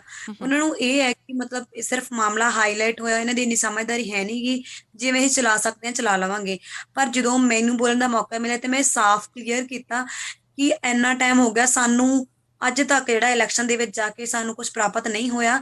ਸਾਡੇ ਜਿਹੜੇ ਮਾਂ-ਬਾਪ ਆ, ਸਾਡੇ ਦਾਦੇ ਪੜਦਾਦੇ ਆ, ਉਹਨਾਂ ਨੇ ਵੋਟਾਂ ਪਾ ਕੇ ਉਹ ਬਜ਼ੁਰਗ ਹੋ ਗਿਆ, ਪਰ ਉਹਨਾਂ ਦੀ ਸਥਿਤੀ ਵਿੱਚ ਕੋਈ ਚੇਂਜ ਨਹੀਂ ਹੈ। ਅੱਜ ਵੀ ਸਾਡੇ ਪਿੰਡਾਂ ਦੀ ਸਥਿਤੀ ਹੈ ਜਿਹੜੀ ਇੰਨੀ ਕੁ ਜ਼ਿਆਦਾ ਖਰਾਬ ਆ ਕਿ ਸਾਨੂੰ ਨਹੀਂ ਲੱਗਦਾ ਕਿ ਇਲੈਕਸ਼ਨ ਦੇ ਵਿੱਚ ਜਾਣ ਤੋਂ ਬਾਅਦ ਕੁਝ ਹੱਲ ਹੋਊਗਾ। ਇਸ ਲਈ ਮੈਂ ਸਾਫ਼ ਇਨਕਾਰ ਕੀਤਾ ਸੀ ਇਸ ਚੀਜ਼ ਤੋਂ। ਨਾ ਹੀ ਮੈਂ ਕੋਈ ਸੁਪਨਾ ਲਿਆ ਹੈਗਾ, ਨਾ ਹੀ ਆਉਣ ਵਾਲੇ ਟਾਈਮ ਵਿੱਚ ਕੋਈ ਸੁਪਨਾ ਲੈਣੀ ਆ। ਠੀਕ ਹੈ, ਅਸੀਂ ਰਾਜਨੀਤੀ ਕਰਦੇ ਹਾਂ, ਉਹ ਰਾਜਨੀਤੀ ਇਹ ਆ ਕਿ ਇੱਕ ਐਸਾ ਸਮਾਜ ਹੋਣਾ ਚਾਹੀਦਾ ਜਿਹਦੇ ਵਿੱਚ ਸਾਰੇ ਲੋਕ ਬਰਾਬਰ ਹੋਣ, ਖਾਸ ਤੌਰ ਤੇ ਮਹਿਲਾਵਾਂ ਨੂੰ ਵੀ ਉਹਨਾਂ ਦੀ ਬਰਾਬਰੀ ਦਾ ਅਧਿਕਾਰ ਮਿਲਣਾ ਚਾਹੀਦਾ। ਪਰ ਜਿਹੜੀ ਹੁਣ ਦੀ ਪੋਲਿਟਿਕਸ ਚੱਲ ਰਹੀ ਹੈ, ਇਹਨੂੰ ਅਸੀਂ ਬਿਲਕੁਲ ਨਾ ਤਾਂ ਪ੍ਰਮੋਟ ਕਰਦੇ ਤੇ ਨਾ ਹੀ ਅਸੀਂ ਇਹਦੇ ਵਿੱਚ ਕੋਈ ਜਾਣ ਦਾ ਜਿਹੜਾ ਸੁਪਨਾ ਲੈਂਦੇ ਹਾਂ। ਅੱਛਾ ਨੌਦੀਪ, ਇੱਕ ਗੱਲ ਹੋਰ, ਤੁਸੀਂ ਕਿਹਾ ਕਿ ਵੀ ਤੁਸੀਂ ਉਹਨਾਂ ਦਾ ਉਹ ਜਿਹੜਾ ਦਾਅਵਾ ਸੀ ਕਿ ਜਲਦੀ ਹੀ ਨੌਦੀਪ ਦੀ ਆਵਾਜ਼ ਸੰਸਦ ਦੇ ਵਿੱਚ ਗੂੰਜੇਗੀ, ਤੁਸੀਂ ਉਹਨੂੰ ਰੱਦ ਕਰ ਦਿੱਤਾ, ਉਸੇ ਨਿਊਜ਼ ਕਾਨਫਰੰਸ ਦੇ ਵਿੱਚ ਰੱਦ ਕਰ ਦਿੱਤਾ। ਕਿ ਉਸ ਤੋਂ ਬਾਅਦ ਉਹਨਾਂ ਨੇ ਤੁਹਾਨੂੰ ਵਿਸ਼ਵਾਸ ਦੇ ਵਿੱਚ ਲੈਣ ਦੀ ਕੋਸ਼ਿਸ਼ ਕੀਤੀ ਕਿ ਵੀ ਇਹ ਬਹੁਤ ਵਧੀਆ ਮੌਕਾ ਹੈ, ਲੋਕ ਤੁਹਾਡੇ ਨਾਲ ਜੁੜ ਗਏ ਆ, ਹੁਣ ਇਹਨੂੰ ਤੁਸੀਂ ਕੈਸ਼ ਕਰੋ? ਬਿਲਕੁਲ, ਇਹਨਾਂ ਦੇ ਵੱਲੋਂ ਜਦੋਂ ਮੈਨੂੰ ਫ਼ੋਨ ਕੀਤਾ ਗਿਆ ਦੁਬਾਰਾ ਕਿ ਤੁਸੀਂ ਗੱਲ ਨੂੰ ਮੇਰੀ ਨੂੰ ਸਮਝੇ ਨਹੀਂ ਹੈਗੇ। ਹੂੰ, ਹੂੰ। ਮਤਲਬ ਤੁਹਾਡਾ ਜਿਹੜਾ ਫੇਸ ਆ ਉਹਨੂੰ ਸਹੀ ਜਗ੍ਹਾ ਇਸਤੇਮਾਲ ਕੀਤਾ ਜਾਊਗਾ, ਪਾਵਰ ਆਪਣੇ ਹੱਥ ਵਿੱਚ ਆਊਗੀ, ਤੁਸੀਂ ਇਲੈਕਸ਼ਨ ਵਿੱਚ ਖੜੇ ਹੋ। ਤੇ ਜਦੋਂ ਮੈਂ ਮਨਾ ਕੀਤਾ, ਫਿਰ ਕਹਿੰਦੇ ਵੀ ਚਲੋ ਕੋਈ ਨਾ, ਆਪਾਂ ਬੰਦ ਕਮਰੇ 'ਚ ਬੈਠ ਕੇ ਮੀਟਿੰਗ ਨਾਲ ਅਸੀਂ ਗੱਲ ਕਰਾਂਗੇ। ਫਿਰ ਅੱਛਾ, ਮੈਂ ਫਿਰ ਕਲੀਅਰ ਕੀਤਾ, ਸਰ ਮੈਂ ਕਿਹਾ ਵੀ ਅਸੀਂ ਤਾਂ ਜਦੋਂ ਸਾਫ਼ ਹੀ ਕਲੀਅਰ ਹੀ ਕਰ ਦਿੱਤਾ ਕਿ ਅਸੀਂ ਕੋਈ ਇਲੈਕਸ਼ਨ ਦੇ ਵਿੱਚ ਜਾਣਾ ਹੀ ਨਹੀਂ ਚਾਹੁੰਦੇ। ਫਿਰ ਕਹਿੰਦੇ ਨਹੀਂ, ਮੈਂ ਤੁਹਾਡੇ ਘਰਦਿਆਂ ਨਾਲ ਗੱਲ ਕਰੂੰਗਾ, ਤੁਹਾਡੇ ਘਰਦਿਆਂ ਨਾਲ ਗੱਲ ਕਰਾਓ ਜੀ। ਅੱਛਾ। ਮਤਲਬ ਕਿਤੇ ਨਾ ਕਿਤੇ ਉਹੀ ਸੋਚ ਆ ਕਿ ਤੁਹਾਡੇ ਘਰ ਦੇ ਹੀ ਡਿਸਾਈਡ ਕਰਨਗੇ ਵੀ ਸਾਡੀ ਕੁੜੀ ਕੀ ਕਰੂਗੀ, ਹੂੰ, ਤੇ ਹੂੰ, ਉਹੀ ਮਾਨਸਿਕਤਾ ਤੁਸੀਂ ਨਹੀਂ ਮੰਨ ਰਹੇ, ਤੁਹਾਡੇ ਘਰ ਦੇ ਤੁਹਾਨੂੰ ਮਨਾਉਣਗੇ। ਹੂੰ। ਮਤਲਬ ਇਸ ਤਰੀਕੇ ਦੀਆਂ ਗੱਲਾਂ ਜਿਹੜੀਆਂ ਉਹਨਾਂ ਵੱਲੋਂ ਕੀਤੀਆਂ ਗਈਆਂ ਸੀਗੀਆਂ। ਸੋ ਤੁਸੀਂ ਨਾ ਕਰ ਦਿੱਤੀ ਉਹਨਾਂ ਨੂੰ, ਸਾਫ਼ ਤੌਰ 'ਤੇ। ਬਿਲਕੁਲ, ਬਿਲਕੁਲ, ਬਿਲਕੁਲ। ਤੁਹਾਡਾ ਕੋਈ ਇਰਾਦਾ ਨਹੀਂ ਕੋਈ ਅੱਗੇ ਚੱਲ ਕੇ ਕਿਸੇ ਆਪਣੇ ਲੈਵਲ ਦੇ ਉੱਤੇ ਜਾਂ ਕਿਸੇ ਪਾਰਟੀ ਦੇ ਨਾਲ ਜੁੜ ਕੇ ਇਲੈਕਸ਼ਨ ਲੜਨ ਦਾ ਹਾਲੇ ਤੱਕ ਕੋਈ ਮਨ ਨਹੀਂ ਹੈ? ਜਾਂ ਤੁਸੀਂ ਪੱਕਾ ਹੀ ਮਨ ਬਣਾਇਆ ਹੋਇਆ ਕਿ ਨਹੀਂ, ਮੈਂ ਫਿਊਚਰ ਦੇ ਵਿੱਚ ਇਸ ਪਾਸੇ ਜਾਣਾ ਹੀ ਨਹੀਂ ਚਾਹੁੰਦੀ? ਬਿਲਕੁਲ, ਇਹ ਤਾਂ ਪੱਕਾ ਹੀ ਹੈ ਜੀ, ਕਿਉਂਕਿ ਦੇਖੋ ਜਿਹੜਾ ਪੂਰਾ ਦਾ ਪੂਰਾ ਢਾਂਚਾ ਹੀ ਖਰਾਬ ਆ, ਉਸ ਢਾਂਚੇ ਦੇ ਵਿੱਚ ਜਾ ਕੇ ਤੁਸੀਂ ਉਹਨੂੰ ਠੀਕ ਕਰਨ ਦੀ ਕੋਸ਼ਿਸ਼ ਕਰੋ, ਮੈਨੂੰ ਨਹੀਂ ਲੱਗਦਾ ਠੀਕ ਹੋ ਸਕਦਾ, ਕਿਉਂਕਿ ਪੂਰਾ ਦਾ ਪੂਰਾ ਹੀ ਸਿਸਟਮ ਖਰਾਬ ਆ। ਅਸੀਂ ਚਾਹੁੰਦੇ ਉਹੀ ਥਾਂ ਤੇ ਇੱਕ ਨਵਾਂ ਸਿਸਟਮ ਕ੍ਰੀਏਟ ਕੀਤਾ ਜਾਵੇ, ਨਵੀਂ ਜਿਹੜੀ ਸਮਾਜ ਦੀ ਤਿਆਰੀ ਕੀਤੀ ਜਾਵੇ, ਨਾ ਕਿ ਇਹ ਇਲੈਕਸ਼ਨ ਦੇ ਨਾਲ ਹੋਣਾ। ਇਲੈਕਸ਼ਨ ਨੂੰ ਅਸੀਂ ਬਿਲਕੁਲ ਹੀ ਪ੍ਰਮੋਟ ਕਰਦੇ ਨਹੀਂ ਹੈਗੇ, ਨਾ ਹੀ ਮੈਂ ਅੱਗੇ ਆਉਣ ਵਾਲੇ ਸਮੇਂ ਦੇ ਵਿੱਚ ਇਹਦੇ ਜਾਣਾ ਹੈਗਾ। ਹੂੰ, ਤੇ ਹੂੰ। ਇਹੀ ਜਿਹੜੀ ਸਾਡੀ ਵਿਚਾਰਧਾਰਾ ਹੈਗੀ ਹੈ ਜੀ। ਨੌਦੀਪ, ਥੋੜ੍ਹੀ ਦੇਰ ਲਈ ਤੁਹਾਨੂੰ ਫ਼ੋਨ ਹੋਲਡ ਕਰਨਾ ਪੈਣਾ, ਉਸ ਤੋਂ ਬਾਅਦ ਆਪਾਂ ਇਹ ਗੱਲਬਾਤ ਇਸੇ ਤਰ੍ਹਾਂ ਜਾਰੀ ਰੱਖਦੇ ਹਾਂ। ਖਬਰਾਂ ਦੇ ਲਈ ਆਪਾਂ ਇੱਕ ਬ੍ਰੇਕ ਲੈਂਦੇ ਹਾਂ। ਮੈਂ ਸੁਣਨ ਵਾਲੇ ਨੂੰ ਕਹੂੰਗੀ ਕਿ ਲਗਾਤਾਰ ਜੁੜੇ ਰਹਿਣਾ ਨੌਦੀਪ ਦੇ ਨਾਲ। ਅਗਲੇ ਹਿੱਸੇ ਦੇ ਵਿੱਚ ਆਪਾਂ ਕੁਝ ਹੋਰ ਗੱਲਾਂ ਜ਼ਰੂਰੀ ਤੌਰ 'ਤੇ ਉਹਨਾਂ ਦੇ ਕੋਲੋਂ ਜਾਣਨੀਆਂ ਚਾਹਾਂਗੇ। ਇਹ ਗੱਲ ਉਹਨਾਂ ਨੇ ਸਪਸ਼ਟ ਕੀਤੀ ਆ ਕਿ ਜਦੋਂ ਮਨਜਿੰਦਰ ਸਿਰਸਾ, ਜਦੋਂ ਨੌਦੀਪ ਹੁਣੀ ਜੇਲ੍ਹ ਤੋਂ ਬਾਹਰ ਆਏ ਆ, ਬੇਸ਼ੱਕ ਆਲੇ ਦੁਆਲੇ ਜਮਾਵੜਾ ਉਹਨਾਂ ਦਾ ਦੇਖਿਆ ਗਿਆ ਅਤੇ ਉਹਨਾਂ ਨੂੰ ਕਨਵਿੰਸ ਕਰਨ ਦੀ ਕੋਸ਼ਿਸ਼ ਕੀਤੀ ਗਈ ਇਸ ਮਾਮਲੇ ਦੇ ਵਿੱਚ ਕਿ ਵੀ ਤੁਹਾਡਾ ਜਿਹੜਾ ਚਿਹਰਾ ਹੈ ਜਾਂ ਤੁਹਾਡਾ ਇਸ ਵੇਲੇ ਜਿਹੜਾ ਰੁਤਬਾ ਬਣ ਚੁੱਕਾ ਹੈ, ਉਹਨੂੰ ਸਹੀ ਤਰੀਕੇ ਦੇ ਨਾਲ ਵਰਤਿਆ ਜਾਏਗਾ। ਪਰ ਨੌਦੀਪ ਨੇ ਅੱਜ ਵੀ ਇਹ ਗੱਲ ਸਪਸ਼ਟ ਕੀਤੀ ਹੈ, ਕਹਿੰਦੇ ਕਿ ਨਹੀਂ, ਮੈਂ ਇਸ ਚੀਜ਼ ਲਈ ਰਾਜ਼ੀ ਨਹੀਂ ਸੀ, ਮੈਂ ਉਸ ਇਲੈਕਸ਼ਨਜ਼ ਵਾਲੇ ਸਿਸਟਮ ਦੇ ਨਾਲ ਹੀ ਨਹੀਂ ਜੁੜਨਾ ਚਾਹੁੰਦੀ, ਤਬਦੀਲੀ ਜ਼ਰੂਰ ਚਾਹੁੰਦੀ ਹਾਂ। ਪਰ ਤਬਦੀਲੀ ਕਿਸ ਤਰ੍ਹਾਂ ਆਏਗੀ, ਇਹਨਾਂ ਦਾ ਕਿਹੋ ਜਿਹੀ ਤਬਦੀਲੀ ਲਿਆਉਣ ਤੋਂ ਭਾਵ ਹੈ ਅਤੇ ਕਿੱਦਾਂ ਪਲਾਨ ਕਰਦੇ ਨੇ, ਉਹ ਆਪਾਂ ਜਾਣਾਂਗੇ ਅਗਲੇ ਹਿੱਸੇ ਦੇ ਵਿੱਚ ਖਬਰਾਂ ਤੋਂ ਬਾਅਦ। ਨੌਦੀਪ, ਮੈਂ ਇੱਥੇ ਤੁਹਾਨੂੰ ਅੱਜ ਇਸ ਕਰਕੇ ਮੈਂ ਖਾਸ ਕਰਕੇ ਗੱਲ ਕਰਨਾ ਚਾਹੁੰਦੀ ਹਾਂ ਕਿਉਂਕਿ ਮੈਨੂੰ ਇਹ ਪਤਾ ਲੱਗਾ ਸੀ ਕਿ ਤੁਹਾਡੇ ਨਾਲ ਤੁਹਾਡੇ ਜਿਸ ਵੇਲੇ ਤੁਸੀਂ ਆਪਣੇ ਪਿੰਡ ਦੇ ਵਿੱਚ ਸੀ, ਬਾਅਦ ਦੇ ਵਿੱਚ ਤੁਸੀਂ ਦਿੱਲੀ ਆ ਗਏ, ਯੂਨੀਵਰਸਿਟੀ ਆ ਗਏ, ਥੋੜ੍ਹੀ ਜਿਹੀ ਤੁਹਾਡੀ ਬੈਕਗਰਾਊਂਡ ਜ਼ਰੂਰ ਇਸ ਤਰ੍ਹਾਂ ਦੀ ਰਹੀ ਹੈ ਕਿ ਕਿਸੇ ਨਾ ਕਿਸੇ ਤਰੀਕੇ ਦੇ ਨਾਲ ਪ੍ਰੈਸ਼ਰਾਈਜ਼ ਕੀਤਾ ਜਾਂਦਾ ਰਿਹਾ, ਜਾਂ ਤੁਸੀਂ ਬਰਾਬਰਤਾ ਮਹਿਸੂਸ ਨਹੀਂ ਕਰਦੇ ਸੀ, ਜਾਂ ਕਿਸੇ ਢੰਗ ਦੇ ਨਾਲ ਵੀਕ ਸਮਝਿਆ ਜਾਂਦਾ ਸੀ, ਚਾਹੇ ਸੋਸ਼ਲ ਲੈਵਲ ਦੇ ਉੱਤੇ ਜਾਂ ਕੁੜੀ ਹੋਣ ਦੇ ਨਾਤੇ। ਥੋੜ੍ਹਾ ਜਿਹਾ ਆਪਣੀ ਬੈਕਗਰਾਊਂਡ ਸਾਡੇ ਸੁਣਨ ਵਾਲਿਆਂ ਨੂੰ ਜ਼ਰੂਰ ਦੱਸੋ। ਬਿਲਕੁਲ ਜੀ, ਜੇਕਰ ਸ਼ੁਰੂ ਦੀ ਗੱਲ ਕਰੀਏ ਤਾਂ ਸਾਡੇ ਪਰਿਵਾਰ ਦੀ ਹਾਲਤ ਹੀ ਇਸ ਤਰੀਕੇ ਦੀ ਸੀ ਕਿ 4 ਭੈਣਾਂ ਹੈਗੀਆਂ, 2 ਭਰਾ। ਪਰ ਸਾਡੇ ਪਾਪਾ ਹੈਗੇ ਨੇ ਜਿਹੜੇ, ਉਹ ਖੇਤੀ ਕਰ ਰਹੇ ਨੇ, ਮਤਲਬ ਸਾਰਿਆਂ ਨੂੰ ਪਾਲਣਾ ਪੋਸਣਾ। ਮਤਲਬ ਇੱਕ ਤਾਂ ਇਹ ਹੁੰਦਾ ਕਿ ਪਿੰਡ ਦੇ ਵਿੱਚ ਕਿਹਨਾਂ ਦੀ ਹਾਲਤ ਜ਼ਿਆਦਾ ਖਰਾਬ ਆ ਤੇ ਕਿਹਨਾਂ ਨੂੰ ਦਬਾਇਆ ਜਾ ਸਕਦਾ, ਜਿਨ੍ਹਾਂ ਦੀ ਆਰਥਿਕ ਹਾਲਾਤ ਪਰ ਤੋਂ ਉਹਨਾਂ ਨੂੰ ਕਾਸਟ ਦੇ ਵਿੱਚ ਵੀ ਬਹੁਤ ਨੀਚਾ ਸਮਝਿਆ ਜਾਂਦਾ। ਜੇਕਰ ਉਹ ਕੁਝ ਬੋਲਦੇ ਆ ਤਾਂ ਉਹਨਾਂ ਦੇ ਉੱਪਰ ਬਹੁਤ ਜ਼ਿਆਦਾ ਦਬਾਅ ਪਾਇਆ ਜਾਂਦਾ। ਉਸੇ ਟਾਈਮ ਤੇ ਸਾਡੇ ਪਿੰਡ ਦੇ ਵਿੱਚ ਇੱਕ ਘਟਨਾ ਹੋਈ ਸੀਗੀ ਕਿ ਇੱਕ ਨਾਬਾਲਿਗ ਲੜਕੀ ਸੀਗੀ ਦਲਿਤ ਪਰਿਵਾਰ ਦੀ, ਉਸ ਲੜਕੀ ਦੇ ਨਾਲ ਜਿਹੜੇ ਜ਼ਮੀਂਦਾਰ ਪਰਿਵਾਰ ਦੇ ਜਿਹੜੇ 4 ਲੜਕਿਆਂ ਦੇ ਵੱਲੋਂ ਰੇਪ ਕੀਤਾ ਗਿਆ ਸੀਗਾ। ਉਸ ਦੀ ਆਵਾਜ਼ ਉਠਾਉਣ ਦੇ ਲਈ ਜਦੋਂ ਜਾਂਦੇ ਆ ਤਾਂ ਉਸ ਟਾਈਮ ਤੇ ਵੀ ਜਿਹੜੀ ਸਾਡੀ ਮਦਰ ਆ ਉਹਨਾਂ ਨੂੰ ਵੀ ਜੇਲ੍ਹ ਜਾਣਾ ਪੈਂਦਾ 8 ਦਿਨਾਂ ਵਾਸਤੇ, ਤੇ ਕਿੰਨਾ ਟਾਈਮ ਧਰਨਾ ਲਾਉਣਾ ਪੈਂਦਾ। ਪਰ ਉਸ ਟਾਈਮ ਤੇ ਜੇਕਰ ਗੱਲ ਕਰੀਏ, ਇੱਕ ਤਾਂ ਚਲੋ ਠੀਕ ਹੈ ਕਿ ਆਰਥਿਕ ਤੌਰ ਤੇ ਤਾਂ ਕਮਜ਼ੋਰ ਹੈਗੇ ਆ, ਪਰ ਜਿਸ ਟਾਈਮ ਤੇ ਇੱਕ ਵਿਚਾਰ ਮਿਲਦਾ ਕਿ ਨਹੀਂ, ਇਹਦੇ ਖਿਲਾਫ ਵੀ ਲੜਿਆ ਜਾ ਸਕਦਾ ਹੈਗਾ, ਸ਼ੋਸ਼ਣ ਦੇ ਖਿਲਾਫ ਆਵਾਜ਼ ਉਠਾਈ ਜਾ ਸਕਦੀ ਹੈ, ਚਾਹੇ ਮਹਿਲਾਵਾਂ ਦੀ ਗੱਲ ਹੋਵੇ ਚਾਹੇ ਮਜ਼ਦੂਰਾਂ ਦੀ ਗੱਲ ਹੋਵੇ। ਜਦੋਂ ਆਵਾਜ਼ ਚੁੱਕਣ ਦੀ ਕੋਸ਼ਿਸ਼ ਕੀਤੀ ਜਾਂਦੀ ਹੈ ਤੇ ਪਿੰਡ ਦੇ ਧਨਾੜ ਚੌਧਰੀਆਂ ਦੇ ਵੱਲੋਂ ਬਾਈਕਾਟ ਕਰ ਦਿੱਤਾ ਜਾਂਦਾ ਕਿ ਇਹਨਾਂ ਨੂੰ ਖੇਤਾਂ ਦੇ ਵਿੱਚ ਐਂਟਰ ਨਹੀਂ ਕਰਨ ਦਿੱਤਾ ਜਾਊਗਾ। ਤੇ ਜਿਸ ਟਾਈਮ ਤੇ ਜਿਹੜੀ ਮੇਰੀ ਮਦਰ ਨੇ, ਉਹ ਖੇਤ ਦੇ ਵਿੱਚ ਪੱਠੇ ਲੈਣ ਲਈ ਜਾਂਦੇ ਆ ਪਸ਼ੂਆਂ ਲਈ, ਉਸ ਟਾਈਮ ਤੇ ਉਹਨਾਂ ਨੂੰ ਇਹੋ ਜਿਹੀਆਂ ਗਾਲਾਂ ਦਿੱਤੀਆਂ ਜਾਂਦੀਆਂ ਕਿ ਤੁਸੀਂ ਸਾਡੇ ਨੀਚੇ ਨਹੀਂ ਸੌਂਦੇ ਹੈਗੇ ਕਿ ਜਿਹੜਾ ਤੁਹਾਨੂੰ ਅਸੀਂ ਪੱਠੇ ਲੈਣ ਲਈ ਦੇਈਏ। ਤਾਂ ਉਸ ਟਾਈਮ ਤੇ ਮੇਰੀ ਮੰਮੀ ਨੇ ਜਿਹੜਾ ਕਾਫੀ ਲੜਾਈ ਵੀ ਕੀਤੀ, ਉਹਨਾਂ ਨੇ ਅੱਗੋਂ ਜਦੋਂ ਮਾਰਨ ਦੀ ਕੋਸ਼ਿਸ਼ ਕੀਤੀ ਤਾਂ ਉਹਨਾਂ ਨੇ ਕਾਫੀ ਅੱਗੋਂ ਲੜੇ ਨੇ ਉਹ। ਤੇ ਉਸ ਟਾਈਮ ਤੇ ਉਹਨਾਂ ਵੱਲੋਂ ਇਹ ਸੀ ਕਿ ਪੂਰੇ ਦੇ ਪੂਰਾ ਪਿੰਡ ਇਕੱਠਾ, ਜਿਹੜਾ ਜਿਹਦੇ ਵਿੱਚ ਖਾਸ ਤੌਰ ਤੇ ਵੱਡੇ ਜ਼ਮੀਂਦਾਰ ਸੀਗੇ ਤੇ ਜਾਂ ਫਿਰ ਜਿਹੜੀ ਜੱਟਵਾਦੀ ਮਾਨਸਿਕਤਾ ਵਾਲੇ ਇਹ ਲੋਕ ਕਹਿੰਦੇ ਸੀ ਵੀ ਇਹਨਾਂ ਦੀ ਇੰਨੀ ਔਕਾਤ ਕਿੱਥੇ ਕਿ ਇਹ ਲੋਕ ਸਾਡੇ ਖੇਤਾਂ ਵਿੱਚ ਖੜੇ ਹੋ ਕੇ ਸਾਡੇ ਹੀ ਖਿਲਾਫ ਜਿਹੜੇ ਬੋਲਣ। ਉਸ ਟਾਈਮ ਤੇ ਫਿਰ ਜਿਹੜੇ ਮਜ਼ਦੂਰਾਂ ਦੇ ਸੰਗਠਨ ਦੀ ਵਜ੍ਹਾ ਕਰਕੇ, ਪੰਜਾਬ ਖੇਤ ਮਜ਼ਦੂਰ ਯੂਨੀਅਨ ਦੀ ਵਜ੍ਹਾ ਕਰਕੇ ਲੋਕਾਂ ਨੇ ਇਹਨਾਂ ਇਕੱਠ ਕੀਤਾ ਕਿ ਉਸ ਲੜਾਈ ਕਰਨ ਵਾਲੇ ਬੰਦੇ ਨੂੰ ਮਾਫੀ ਜਿਹੜੀ ਮੰਗਣੀ ਪਈ। ਪਰ ਫਿਰ ਵੀ ਇਹ ਅਸੀਂ ਮੰਨਦੇ ਹਾਂ ਕਿ ਪਿੰਡਾਂ ਦੇ ਵਿੱਚ ਜੇਕਰ ਗੱਲ ਕਰੀਏ ਗਰੀਬ ਲੋਕਾਂ ਦੀ, ਦਲਿਤ ਲੋਕਾਂ ਦੀ, ਮਜ਼ਦੂਰਾਂ ਦੀ, ਖਾਸ ਤੌਰ ਤੇ ਮਹਿਲਾਵਾਂ ਦੀ ਬਹੁਤ ਜ਼ਿਆਦਾ ਕੰਡੀਸ਼ਨ ਜਿਹੜੀ ਖਰਾਬ ਹੈਗੀ ਆ। ਜਿਸ ਟਾਈਮ ਤੇ ਮੈਂ ਇੱਥੇ ਵੀ ਆਉਣੀ, ਇੱਥੇ ਵੀ ਮੈਂ ਬੋਲਣ ਦਾ ਜਿਹੜਾ ਮੇਰਾ ਕਾਰਨ ਮੇਨ ਇਹੀ ਆ ਕਿ ਕਿਉਂ ਫੈਕਟਰੀਆਂ ਦੇ ਅੰਦਰ ਵੀ, ਖੇਤਾਂ ਦੇ ਅੰਦਰ ਵੀ ਮਹਿਲਾਵਾਂ ਨੂੰ ਹੀ ਕਿਉਂ ਜ਼ਿਆਦਾ ਦਬਾਇਆ ਜਾ ਰਿਹਾ ਹੈਗਾ। ਮਹਿਲਾ ਪੁਰਸ਼ ਦਾ ਵੇਤਨ ਬਰਾਬਰ ਨਹੀਂ ਹੈਗਾ। ਕੰਪਨੀ ਮਾਲਕ ਤੁਹਾਡਾ ਰੇਪ ਵੀ ਕਰ ਸਕਦਾ ਹੈਗਾ, ਤੁਹਾਨੂੰ ਛੇੜਛਾੜ ਵੀ ਕਰ ਸਕਦਾ ਹੈਗਾ, ਤੁਸੀਂ ਬੋਲਦੇ ਹੋ ਤੁਹਾਡੇ ਨਾਲ ਕੁੱਟਮਾਰ ਵੀ ਹੋਊਗੀ, ਤੁਹਾਨੂੰ ਪੈਸਾ ਵੀ ਨਹੀਂ ਮਿਲੂਗਾ। ਤੇ ਇਹਦੇ ਲਈ ਜ਼ਰੂਰੀ ਸੀ ਕਿ ਸੰਗਠਨ ਦੇ ਵਿੱਚ ਆ ਕੇ ਮਹਿਲਾਵਾਂ ਦੀ ਜਿਹੜੀ ਆਵਾਜ਼ ਬਣੀ ਜਾਵੇ। ਤੇ ਇਹੀ ਹੈ ਕਿ ਜ਼ਿਆਦਾਤਰ ਮੇਰੇ ਖਿਆਲ ਦੇ ਵਿੱਚ ਮੈਂ ਬਹੁਤ ਜ਼ਿਆਦਾ ਮਤਲਬ ਛੋਟੀਆਂ-ਛੋਟੀਆਂ ਗੱਲਾਂ ਨਾ ਕਰਦੇ ਹੋਏ ਮੋਟਾ-ਮੋਟਾ ਇਸ ਲਈ ਦੱਸ ਰਹੀ ਕਿਉਂਕਿ ਮੈਨੂੰ ਲੱਗਦਾ ਕਿ ਇਹਦੇ ਕਾਰਨਾਂ ਤੇ ਜ਼ਰੂਰ ਗੱਲ ਕੀਤੀ ਜਾਵੇ, ਤਾਂ ਕਰਕੇ ਮੈਨੂੰ ਲੱਗਿਆ ਕਿ ਇੰਨਾ ਹੀ ਸ਼ਾਇਦ ਬਹੁਤ ਹੋਊਗਾ ਦੱਸਣਾ। ਬਿਲਕੁਲ। ਅੱਛਾ, ਤੁਸੀਂ ਇਹ ਗੱਲ ਕੀਤੀ ਹੈ ਪਹਿਲਾਂ ਵੀ, ਮੈਂ ਥੋੜ੍ਹਾ ਉਹ ਵੀ ਕਨੈਕਟ ਕਰਨਾ ਚਾਹੁੰਦੀ ਹਾਂ। ਤੁਸੀਂ ਕਿਹਾ ਕਿ ਜਿਹੜੀ ਤਬਦੀਲੀ ਅਸੀਂ ਚਾਹੁੰਦੇ ਹਾਂ, ਸਾਨੂੰ ਨਹੀਂ ਲੱਗਦਾ ਕਿ ਉਹ ਵੋਟਾਂ ਦੀ ਰਾਜਨੀਤੀ ਦੇ ਵਿੱਚ ਪੈ ਕੇ ਉਹ ਤਬਦੀਲੀ ਆ ਸਕਦੀ ਹੈ। ਫਿਰ ਕਿਹੋ ਜਿਹੀ ਤਬਦੀਲੀ ਦੀ ਤੁਸੀਂ ਗੱਲ ਕਰਦੇ ਹੋ ਅਤੇ ਕਿੱਦਾਂ ਉਹ ਤਬਦੀਲੀ ਆਉਣੀ ਹੈ? ਮੈਂ ਥੋੜ੍ਹੀ ਸਮਝਣ ਦੀ ਕੋਸ਼ਿਸ਼ ਕਰ ਰਹੀ ਹਾਂ। ਦੇਖੋ ਜੀ, ਜੇਕਰ ਹੁਣ ਆਪਾਂ ਗੱਲ ਕਰੀਏ ਭਗਤ ਸਿੰਘ ਦੀ, ਉਹਨਾਂ ਨੇ ਵੀ ਕੀ ਕਿਹਾ ਸੀਗਾ, ਉਹ ਵੀ ਇਹੀ ਕਹਿ ਰਹੇ ਸੀ ਕਿ ਸਮਾਜ ਦੇ ਵਿੱਚ ਬਦਲਾਵ ਲਿਆਉਣ ਦੇ ਲਈ ਵੱਡੀ ਸੰਖਿਆ ਦੇ ਵਿੱਚ ਵਿਰੋਧ ਕਰਨਾ ਜ਼ਰੂਰੀ ਆ, ਹਨਾ। ਜਿਹੜੀ ਸੱਤਾ ਦੇ ਵਿੱਚ ਸਰਕਾਰ ਆ, ਸਿਸਟਮ ਆ, ਇਹਨੂੰ ਸਾਰੇ ਦੇ ਸਾਰੇ ਨੂੰ ਉਖਾੜ ਫੈਂਕਣ ਦੀ ਜ਼ਰੂਰਤ ਆ। ਉਹਦੇ ਵਿੱਚ ਮਜ਼ਦੂਰਾਂ ਕਿਸਾਨਾਂ ਦੀ ਜਿਹੜੀ ਲੀਡਰਸ਼ਿਪ ਹੋਵੇ ਤੇ ਮਜ਼ਦੂਰਾਂ ਕਿਸਾਨਾਂ ਦਾ ਰਾਜ ਹੋਵੇ। ਉਹਦੇ ਵਾਸਤੇ ਅਸੀਂ ਇਹ ਕੋਸ਼ਿਸ਼ ਕਰਦੇ ਹਾਂ ਕਿ ਬਿਨਾਂ ਇਲੈਕਸ਼ਨ ਤੋਂ, ਬਿਨਾਂ ਇਹੋ ਜਿਹੀਆਂ ਪਾਰਟੀਆਂ ਦੇ ਵਿੱਚ ਜਾਏ ਬਿਨਾਂ, ਅਸੀਂ ਜਿਹੜਾ ਗਰਾਊਂਡ ਦੇ ਵਿੱਚ ਲੋਕਾਂ ਨੂੰ ਸਮਝਾਉਣਾ ਕਿ ਉਹਨਾਂ ਦੇ ਹੱਕ ਹੈ ਕੀ। ਹਾਲਾਂਕਿ ਸੰਵਿਧਾਨ ਦੇ ਵਿੱਚ ਵੀ ਲਿਖਿਆ ਕਿ 17 ਏਕੜ ਤੋਂ ਵੱਧ ਕਿਸੇ ਕੋਲ ਜ਼ਮੀਨ ਨਹੀਂ ਹੋਣੀ ਚਾਹੀਦੀ, ਮਹਿਲਾ ਨੂੰ ਬਰਾਬਰ ਦਾ ਅਧਿਕਾਰ ਦਿੱਤਾ ਹੋਇਆ, ਜਾਂ ਫਿਰ ਕਾਸਟ ਸਿਸਟਮ ਨੂੰ ਖਤਮ ਕਰਨ ਦੇ ਲਈ ਕੀ ਕੀ ਪ੍ਰਾਵਧਾਨ ਨੇ। ਪਰ ਫਿਰ ਵੀ ਜਿਹੜੀ ਸਾਡੇ ਇੰਡੀਆ ਦੇ ਵਿੱਚ ਆ, ਜਿਹੜਾ ਉਹ ਧਰਮ ਦੇ ਨਾਲ ਲੈ ਕੇ ਕਾਸਟ ਨੂੰ ਨਾਲ ਜੋੜਦੇ ਹੋਏ ਕਲਾਸ ਜਿਹੜੀ ਬਣਦੀ ਹੈਗੀ, ਜਿਹੜੀ ਡੋਮੀਨੇਟ ਕਰਦੀ ਹੈਗੀ ਆ।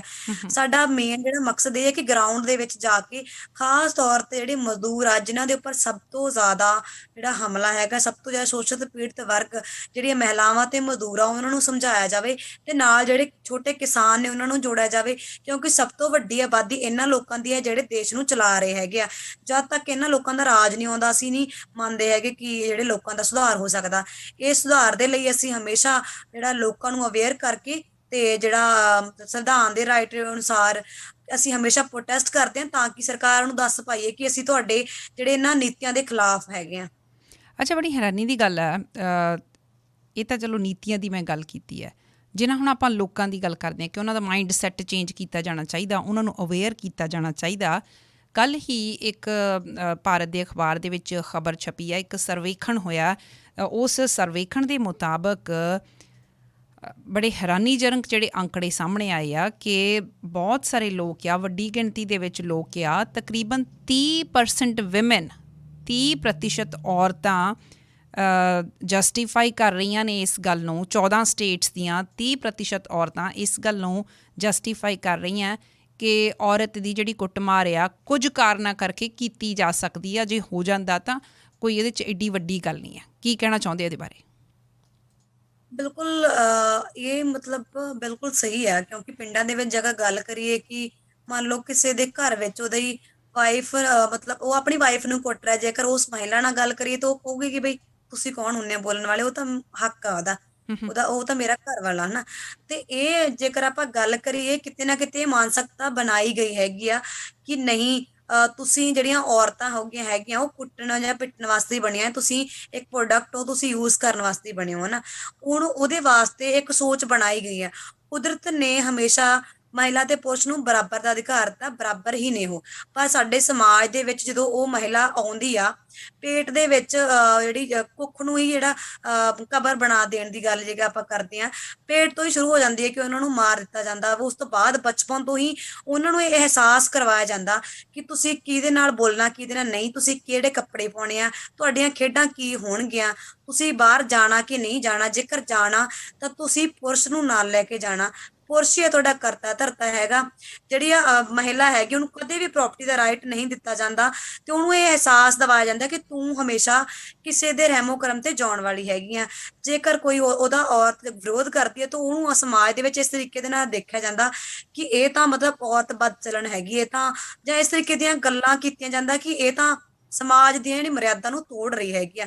ਹਮੇਸ਼ਾ ਹੀ ਇਹ ਆਪਾਂ ਗੱਲ ਤਾਂ ਕਰਦੇ ਹਾਂ ਕਿਉਂਕਿ ਜਿਵੇਂ ਮੈਂ ਹਮੇਸ਼ਾ ਇੱਕ ਉਦਾਹਰਨ ਦਿੰਦੀ ਹੁੰਦੀ ਹਾਂ ਕਿ ਸਾਡੇ ਇੱਕ ਟੀਚਰ ਸੀਗੇ ਕਿ ਉਹ ਕਹਿ ਰਹੇ ਸੀਗੇ ਕਿ ਇੱਕ ਹਾਥੀ ਦਾ ਬੱਚਾ ਹੁੰਦਾ, ਉਹਦੇ ਪੈਰ ਦੇ ਉੱਪਰ ਬਹੁਤ ਮੋਟਾ ਸੰਗਲ ਬੰਨ ਦਿੱਤਾ ਜਾਂਦਾ, ਉਹ ਬਹੁਤ ਤੋੜਨ ਦੀ ਕੋਸ਼ਿਸ਼ ਕਰਦਾ, ਉਹਨੂੰ ਵਾਰ-ਵਾਰ ਤੋੜਨ ਦੀ ਕੋਸ਼ਿਸ਼ ਕਰਦਾ ਪਰ ਉਹ ਨਹੀਂ ਟੁੱਟਦਾ। ਹੌਲੀ-ਹੌਲੀ ਜਦੋਂ ਤੱਕ ਉਹ ਵੱਡਾ ਹੁੰਦਾ ਜਾਂਦਾ ਉਹਦੇ ਮਨ ਦੇ ਵਿੱਚ ਇਹ ਆ ਜਾਂਦਾ ਕਿ ਇਹ ਤਾਂ ਟੁੱਟਣਾ ਹੀ ਨਹੀਂ ਹੈਗਾ।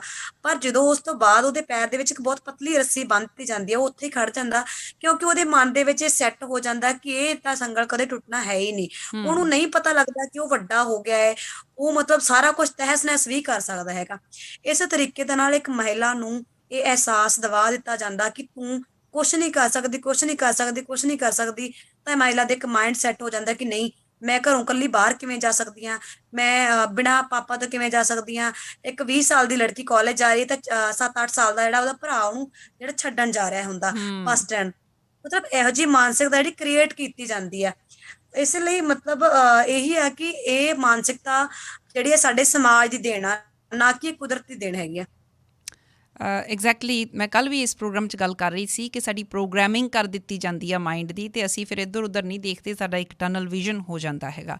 ਜੇ ਆਪਾਂ ਖਾਸ ਕਰਕੇ ਦਲਿਤ ਔਰਤਾਂ ਦੀ ਗੱਲ ਕਰਦੇ ਹਾਂ, ਤੁਸੀਂ ਥੋੜ੍ਹਾ ਜਿਹਾ ਜ਼ਿਕਰ ਜ਼ਰੂਰ ਕੀਤਾ ਹੈ ਕਿ ਜਦੋਂ ਆਰਥਿਕ ਹਾਲਤ ਕਮਜ਼ੋਰ ਹੁੰਦੀ ਹੈ, ਉੱਤੇ ਜਾਤ ਦਾ ਮਸਲਾ ਹੋਵੇ, ਤਾਂ ਉਹ ਜਿਹੜੀਆਂ ਜ਼ਿਆਦਾ ਰਿਸਕ 'ਤੇ ਹੁੰਦੀਆਂ। ਕੀ ਸਿਚੁਏਸ਼ਨ ਪਿਛਲੇ ਸਮੇਂ ਦੇ ਦੌਰਾਨ, ਪਿਛਲੇ ਸਾਲਾਂ ਦੇ ਦੌਰਾਨ ਬਦਲੀ ਵੀ ਹੈ ਜਾਂ ਹਾਲੇ ਵੀ ਉਹੀ ਸਿਚੁਏਸ਼ਨ ਹੈ? ਦੇਖੋ, ਜੇਕਰ ਆਪਾਂ ਗੱਲ ਕਰੀਏ ਕਿ ਮਜ਼ਦੂਰ ਤੇ ਦਲਿਤ ਮਹਿਲਾਵਾਂ ਦੀ, ਹਮੇਸ਼ਾ ਜਦੋਂ ਵੀ ਸਿਸਟਮ ਬਦਲਦਾ ਤਾਂ ਸ਼ੋਸ਼ਣ ਕਰਨ ਦੇ ਤਰੀਕੇ ਬਦਲ ਜਾਂਦੇ ਨੇ। ਜਿਵੇਂ ਹੁਣ ਆਪਾਂ ਪਿੱਛੇ ਨੂੰ ਲੈ ਕੇ ਚੱਲੀਏ ਕਿ ਮਹਿਲਾ ਨੂੰ ਕਿਉਂ ਚਾਰ ਦੀਵਾਰੀ ਦੇ ਵਿੱਚ ਬੰਦ ਕੀਤਾ ਗਿਆ, ਕਿਉਂਕਿ ਉਹਦੀ ਸੈਕਸੁਅਲਿਟੀ ਨੂੰ ਕੰਟਰੋਲ ਕੀਤਾ ਗਿਆ ਤਾਂ ਕਿ ਉਹਦੇ ਤੋਂ ਪ੍ਰਾਈਵੇਟ ਜਿਹੜਾ ਪ੍ਰਾਪਰਟੀ ਦਾ ਹੱਕ ਆ ਉਹ ਖੋਹ ਲਿਆ ਜਾਂਦਾ ਹੈਗਾ, ਤੇ ਉਹਨੂੰ ਰਹਿਮੋ ਕਰਮ ਤੇ ਜੀਣ ਵਾਸਤੇ ਹਨਾ ਜਿਹੜਾ ਮਜਬੂਰ ਬਣਾਇਆ ਜਾਂਦਾ।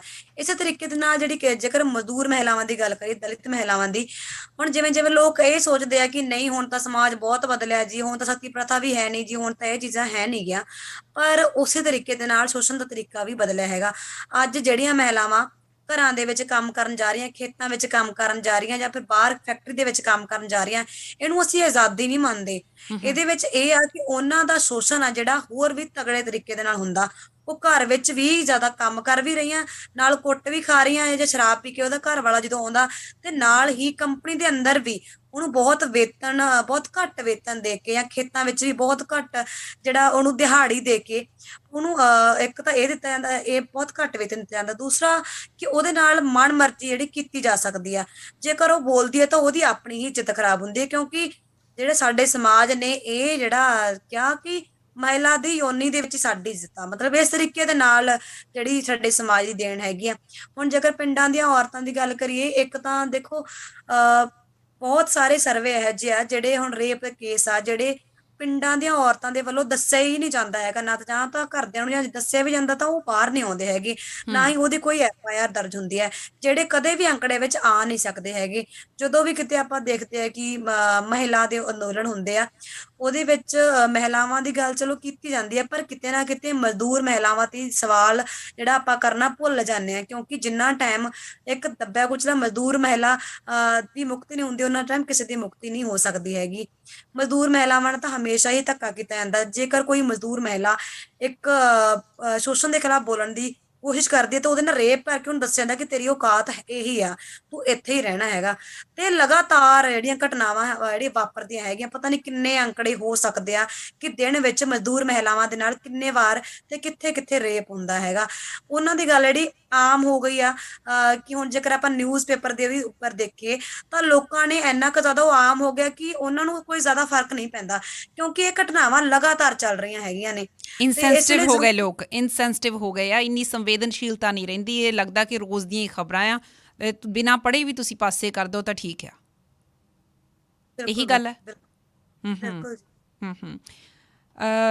ਜਦੋਂ ਹੁਣ ਤੁਸੀਂ ਰੋਜ਼ ਬੇਸਿਸ 'ਤੇ ਕਿਸਾਨਾਂ ਦੇ ਵਿੱਚ ਵਿਚਰਦੇ ਰਹੇ ਹੋ, ਤੁਸੀਂ ਮਜ਼ਦੂਰ ਸੰਗਠਨਾਂ ਦੇ ਵਿੱਚ ਵਿਚਰਦੇ ਰਹੇ ਹੋ, ਤੁਸੀਂ ਬੋਲਦੇ ਰਹੇ ਹੋ। ਇਹ ਹੁਣ ਤਕਰੀਬਨ 1 ਸਾਲ ਜਿਹੜਾ ਇਹ ਸੰਘਰਸ਼ ਵੱਡਾ ਸੰਘਰਸ਼ ਸੀਗਾ, ਇਹਦੇ ਦੌਰਾਨ ਨੌਦੀਪ ਕਿਸੇ ਤਰ੍ਹਾਂ ਦੀ ਜਿਹੜੀ ਚੇਂਜ ਜਿਹੜੀ ਇਸ ਐਂਗਲ ਤੋਂ ਆਪਾਂ ਗੱਲ ਕਰੀਏ ਕਿ ਔਰਤਾਂ ਨੂੰ ਦੇਖਣ ਦੀ ਜਾਂ ਔਰਤਾਂ ਨੂੰ ਟਰੀਟ ਕਰਨ ਦੀ ਕੋਈ ਆਸ ਵਧੀ ਹੈਗੀ ਕਿ ਕੋਈ 1-2% ਪੋਜ਼ਿਟਿਵ ਹੁੰਗਾਰਾ ਹੈਗਾ? ਦੇਖੋ, ਇਹਦੀ ਮੈਨੂੰ ਲੱਗਦਾ ਕਿ ਥੋੜੀ ਬਹੁਤ ਸ਼ੁਰੂਆਤ ਮੰਨ ਸਕਦੇ ਆ, ਹਨਾ, ਕਿ ਜਿਸ ਟਾਈਮ ਤੇ ਕਿਸਾਨ ਅੰਦੋਲਨ ਹੋਇਆ ਸ਼ੁਰੂ ਦੇ ਵਿੱਚ ਇੱਥੇ ਦਿੱਲੀ ਦੇ ਬਾਰਡਰਾਂ ਤੇ, ਜਦੋਂ ਅਸੀਂ ਪਹਿਲੇ ਦਿਨ ਗਏ ਆ ਤਾਂ ਉੱਥੇ ਔਰਤਾਂ ਬਿਲਕੁਲ ਵੀ ਨਹੀਂ ਹੈਗੀਆਂ ਸੀ। ਸਾਨੂੰ ਅੱਛਾ। ਦੇਖ ਕੇ ਲੋਕਾਂ ਦੇ ਇਹ ਸਵਾਲ ਆਏ ਸੀਗੇ ਕਿ ਬਈ ਇੱਥੇ ਕੁੜੀਆਂ ਦਾ ਕੀ ਕੰਮ ਆ, ਤੁਸੀਂ ਇੱਥੇ ਕੌਣ ਆਏ ਹੋ, ਕਿੱਥੇ ਕੀ ਕਰਨ ਆਏ ਹੋ ਇੱਥੇ। ਉਸ ਟਾਈਮ ਤੇ ਇਹੋ ਜਿਹਾ ਮਾਹੌਲ ਸੀਗਾ ਕਿ ਜਦੋਂ ਔਰਤਾਂ ਮਤਲਬ ਕੁਛ ਹੌਲੀ ਹੌਲੀ ਜਿਹੜੇ ਸਟੂਡੈਂਟ, ਜਿਹੜੀਆਂ ਲੜਕੀਆਂ, ਉਹਨਾਂ ਨੇ ਆਉਣਾ ਸ਼ੁਰੂ ਕੀਤਾ। ਉਹੀ ਸਾਡੇ ਆਮ ਸਮਾਜ ਦੇ ਲੋਕ ਸਾਡੇ ਉਹ ਅੰਦੋਲਨ ਦੇ ਵਿੱਚ ਗਏ ਸੀ, ਕੋਈ ਬਾਹਰੋਂ ਨਹੀਂ ਸੀ ਆਏ। ਤੇ ਉਹ ਰਾਤ ਨੂੰ ਕਿਸ ਤਰੀਕੇ ਦੇ ਨਾਲ ਉਹਨਾਂ ਕਮੈਂਟਬਾਜ਼ੀ ਕਰਨਾ ਜਾਂ ਫਿਰ ਉਸ ਤਰੀਕੇ ਦੇ ਨਾਲ ਉਹਨਾਂ ਨੂੰ ਗਲਤ ਤਰੀਕੇ ਦੇ ਨਾਲ ਕੁਝ ਚੀਜ਼ਾਂ ਜਿਹੜੀਆਂ ਚੱਲੀਆਂ। ਤੇ ਉਸ ਤੋਂ ਬਾਅਦ ਜਦੋਂ ਇਹ ਤੇ ਮੋਰਚੇ ਦਾ ਸੰਯੁਕਤ ਕਿਸਾਨ ਮੋਰਚਾ ਬਣਿਆ, ਕੁਝ ਰੂਲ ਬਣਾਏ ਗਏ, ਤਾਂ ਉੱਥੇ ਜਦੋਂ ਮਹਿਲਾਵਾਂ ਦੀ ਗੱਲ ਹੋਣ ਲੱਗੀ ਤਾਂ ਇਹ ਹੋਇਆ ਕਿ ਹਾਂ, ਮਹਿਲਾਵਾਂ ਦਾ ਵੀ ਅੰਦੋਲਨ ਆ। ਹੌਲੀ ਹੌਲੀ ਲਗਾਤਾਰ ਪ੍ਰਚਾਰ ਪਿੰਡਾਂ ਦੇ ਵਿੱਚ ਵੀ ਹੋਇਆ ਤੇ ਲਗਾਤਾਰ ਇਹੋ ਜਿਹੇ ਬੁੱਧੀਜੀਵੀ ਲੋਕਾਂ ਦੇ ਵੱਲੋਂ ਬੋਲਿਆ ਵੀ ਗਿਆ ਕਿ ਜਦੋਂ ਕਿਸਾਨ ਦੀ ਗੱਲ ਕਰਦੇ ਆ, ਸਿਰਫ ਪੁਰਸ਼ ਹੀ ਕਿਉਂ ਦਿਮਾਗ ਦੇ ਵਿੱਚ ਆਉਂਦਾ ਕਿ ਉਹਦੇ ਸਿਰ ਤੇ ਪੱਗ ਬੰਨੀ ਹੋਊਗੀ, ਮੋਢੇ ਤੇ ਉਹਦੇ ਜਿਹੜਾ ਕਹੀ ਰੱਖੀ ਹੋਊਗੀ, ਉਹੀ ਕਿਸਾਨ ਆ।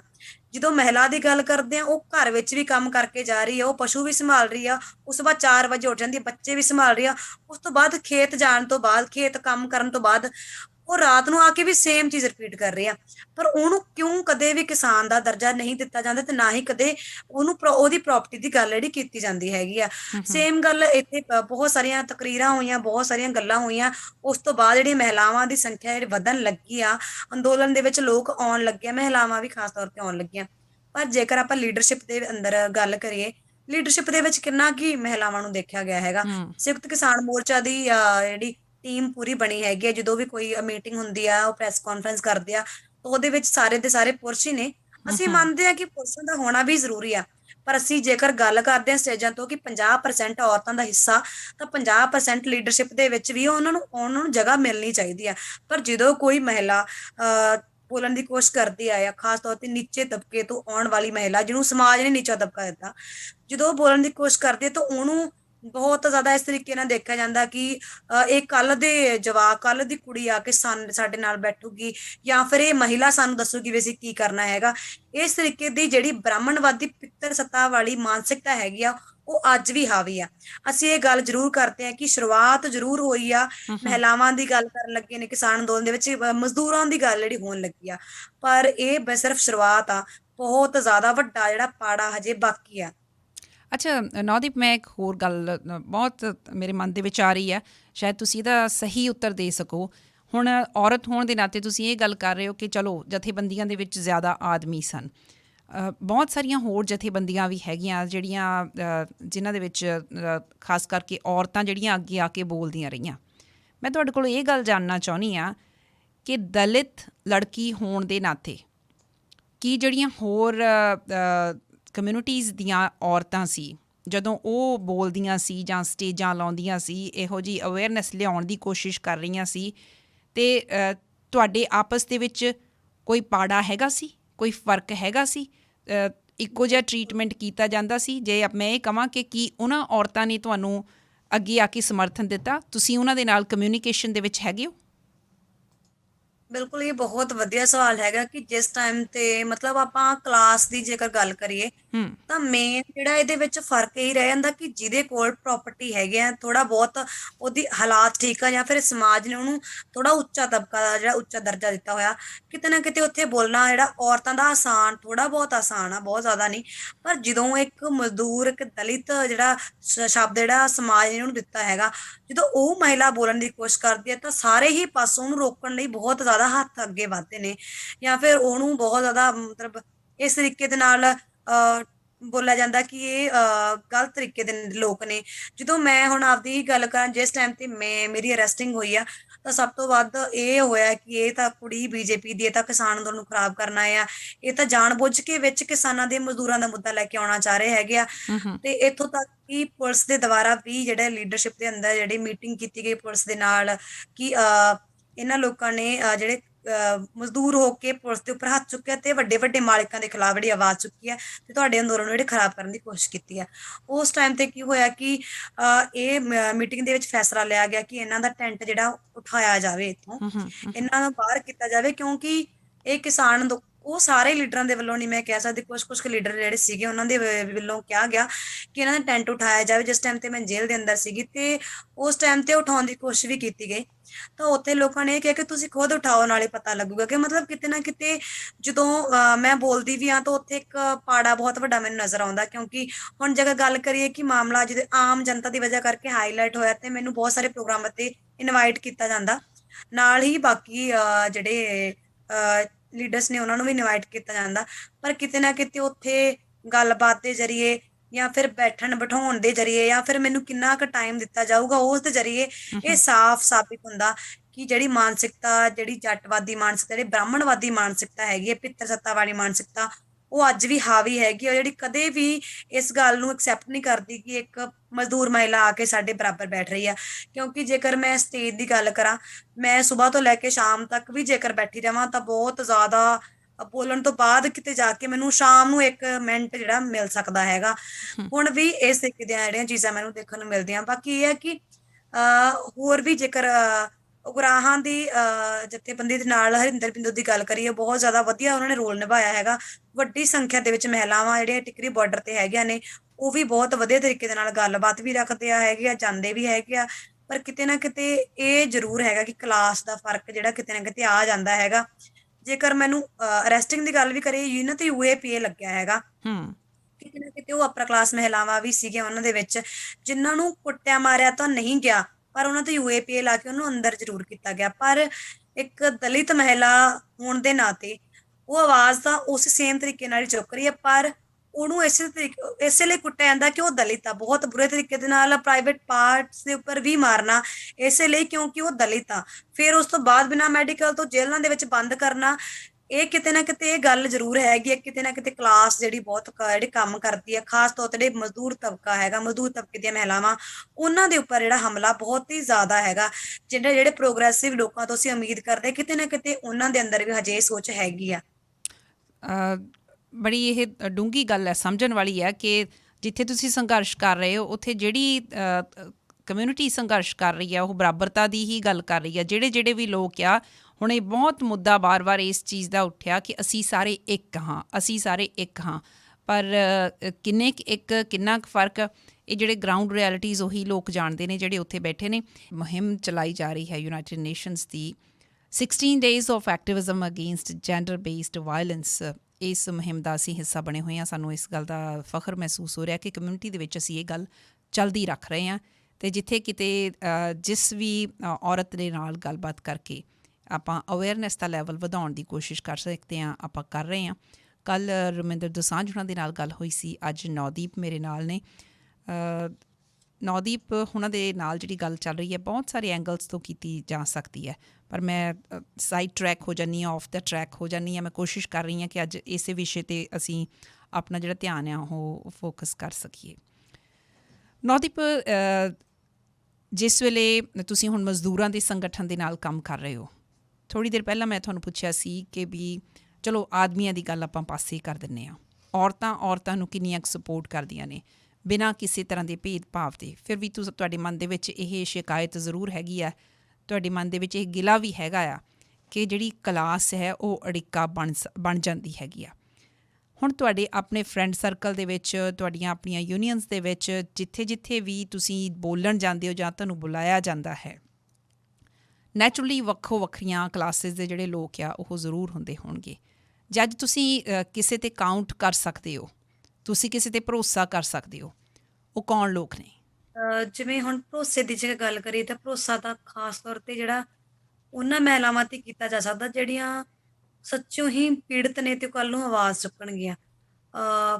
ਸ਼ਾਇਦ ਤੁਹਾਡਾ ਕੁਐਸਚਨ ਕਿਸੇ ਸੰਗਠਨ ਨੂੰ ਲੈ ਕੇ ਹੈ ਜਾਂ ਫਿਰ? ਨਹੀਂ, ਮੇਰਾ ਕੁਐਸਚਨ ਕਰਨ ਦਾ ਮਤਲਬ ਇਹ ਸੀ ਕਿ ਦੇਖੋ, ਜਦੋਂ ਆਪਾਂ ਕਹਿੰਦੇ ਹਾਂ ਕਿ ਸ਼ਕਤੀ, ਹੁਣ ਦੇਖੋ ਕਿਸਾਨ ਇਕੱਠੇ ਹੋਏ ਆ, ਜਿਹੜੇ ਕਿਰਤੀ ਲੋਕ ਆ ਉਹ ਇਕੱਠੇ ਹੋਏ ਆ। ਜਦੋਂ ਆਪਾਂ ਹੁਣ ਔਰਤਾਂ ਦੀ ਅੱਜ ਗੱਲ ਫੋਕਸ ਕਰਕੇ ਕਰ ਰਹੇ ਹੈਗੇ ਹਾਂ, ਅਕਸਰ ਇਹ ਗੱਲ ਕੀਤੀ ਜਾਂਦੀ ਹੈ ਜਿਹੜੀ ਕਿ ਮੈਂ ਕਹਿਣਾ ਪਸੰਦ ਨਹੀਂ ਕਰਦੀ ਕਿ ਔਰਤ ਦੀ ਦੁਸ਼ਮਣ ਹੈ। ਇਹ ਆਪਣੀ ਕਮਿਊਨਿਟੀ ਦੇ ਵਿੱਚ ਇਹ ਵੀ ਸਾਡੇ ਮਾਈਂਡਸ ਦੇ ਵਿੱਚ ਇਹ ਪ੍ਰੋਗਰਾਮ ਕਰਕੇ ਗੱਲ ਪਾ ਦਿੱਤੀ ਗਈ ਹੈ, ਜਿਹਨੂੰ ਕਿ ਮੈਂ ਇਸ ਗੱਲ ਨੂੰ ਬਿਲਕੁਲ ਮੰਨਦੀ ਨਹੀਂ ਹੈਗੀ। ਜੇ ਔਰਤ ਦੀ ਦੁਸ਼ਮਣ ਨਹੀਂ ਹੈ ਤਾਂ ਔਰਤ ਨੂੰ ਸਪੋਰਟ ਕਿਸ ਤਰ੍ਹਾਂ ਕਰ ਸਕਦੀ ਹੈ? ਜੇ ਤੁਸੀਂ ਉਹ ਸਪੋਰਟ ਲੱਭ ਰਹੇ ਹੋ ਜਾਂ ਤੁਸੀਂ ਉਹ ਸਪੋਰਟ ਦੇਣਾ ਚਾਹੁੰਦੇ ਹੋ, ਕੌਣ ਲੋਕ ਨੇ ਤੁਹਾਡੇ ਆਲੇ ਦੁਆਲੇ ਜਿਨ੍ਹਾਂ 'ਤੇ ਤੁਸੀਂ ਭਰੋਸਾ ਕਰ ਸਕਦੇ ਹੋ? ਉਹ ਔਰਤਾਂ ਖਾਸ ਕਰਕੇ। ਬਿਲਕੁਲ, ਹੁਣ ਜਿਹੜੇ ਲੋਕ ਇਹ ਕਹਿ ਰਹੇ ਕਿ ਔਰਤ ਦੀ ਦੁਸ਼ਮਣ ਆ, ਉਹ ਆਪਾਂ ਨੂੰ ਦੇਖਣਾ ਪੈਣਾ ਕਿ ਉਹ ਕਿਉਂ ਹੈ, ਮਤਲਬ ਕਿਉਂ ਇਹ ਸਫਲ ਹੁੰਦਾ ਹੈ। ਕਿਉਂਕਿ ਜੇਕਰ ਮੇਨ ਆਪਾਂ ਗੱਲ ਕਰੀਏ ਤਾਂ ਇਕਨੋਮਿਕ ਮਸਲਾ ਹੀ ਆਉਂਦਾ, ਕਿਉਂਕਿ ਬਚਪਨ ਤੋਂ ਲੈ ਕੇ ਜਿਹੜੀ ਆ ਮਹਿਲਾ ਹੈਗੀ ਆ, ਘਰ ਲੜਕੀ ਆ, ਉਹਨੂੰ ਨਾ ਤਾਂ ਘਰ ਦੇ ਵਿੱਚ ਹੀ ਕੋਈ ਮਤਲਬ ਆਰਥਿਕ ਉਹਦੇ ਕੋਲ ਕੋਈ ਪ੍ਰਾਪਰਟੀ ਹੁੰਦੀ ਆ, ਆਰਥਿਕ ਤਾਂ ਉਹਦੇ ਕੋਲ ਕੁਝ ਵੀ ਨਹੀਂ ਹੈਗਾ। ਜੋ ਕੁਛ ਆ ਉਹ ਘਰਦਿਆਂ ਦਾ ਹੈਗਾ, ਉਹਦੇ ਪਿਤਾ ਦਾ ਜਾਂ ਉਹਦੇ ਭਰਾ ਦਾ ਹੈਗਾ।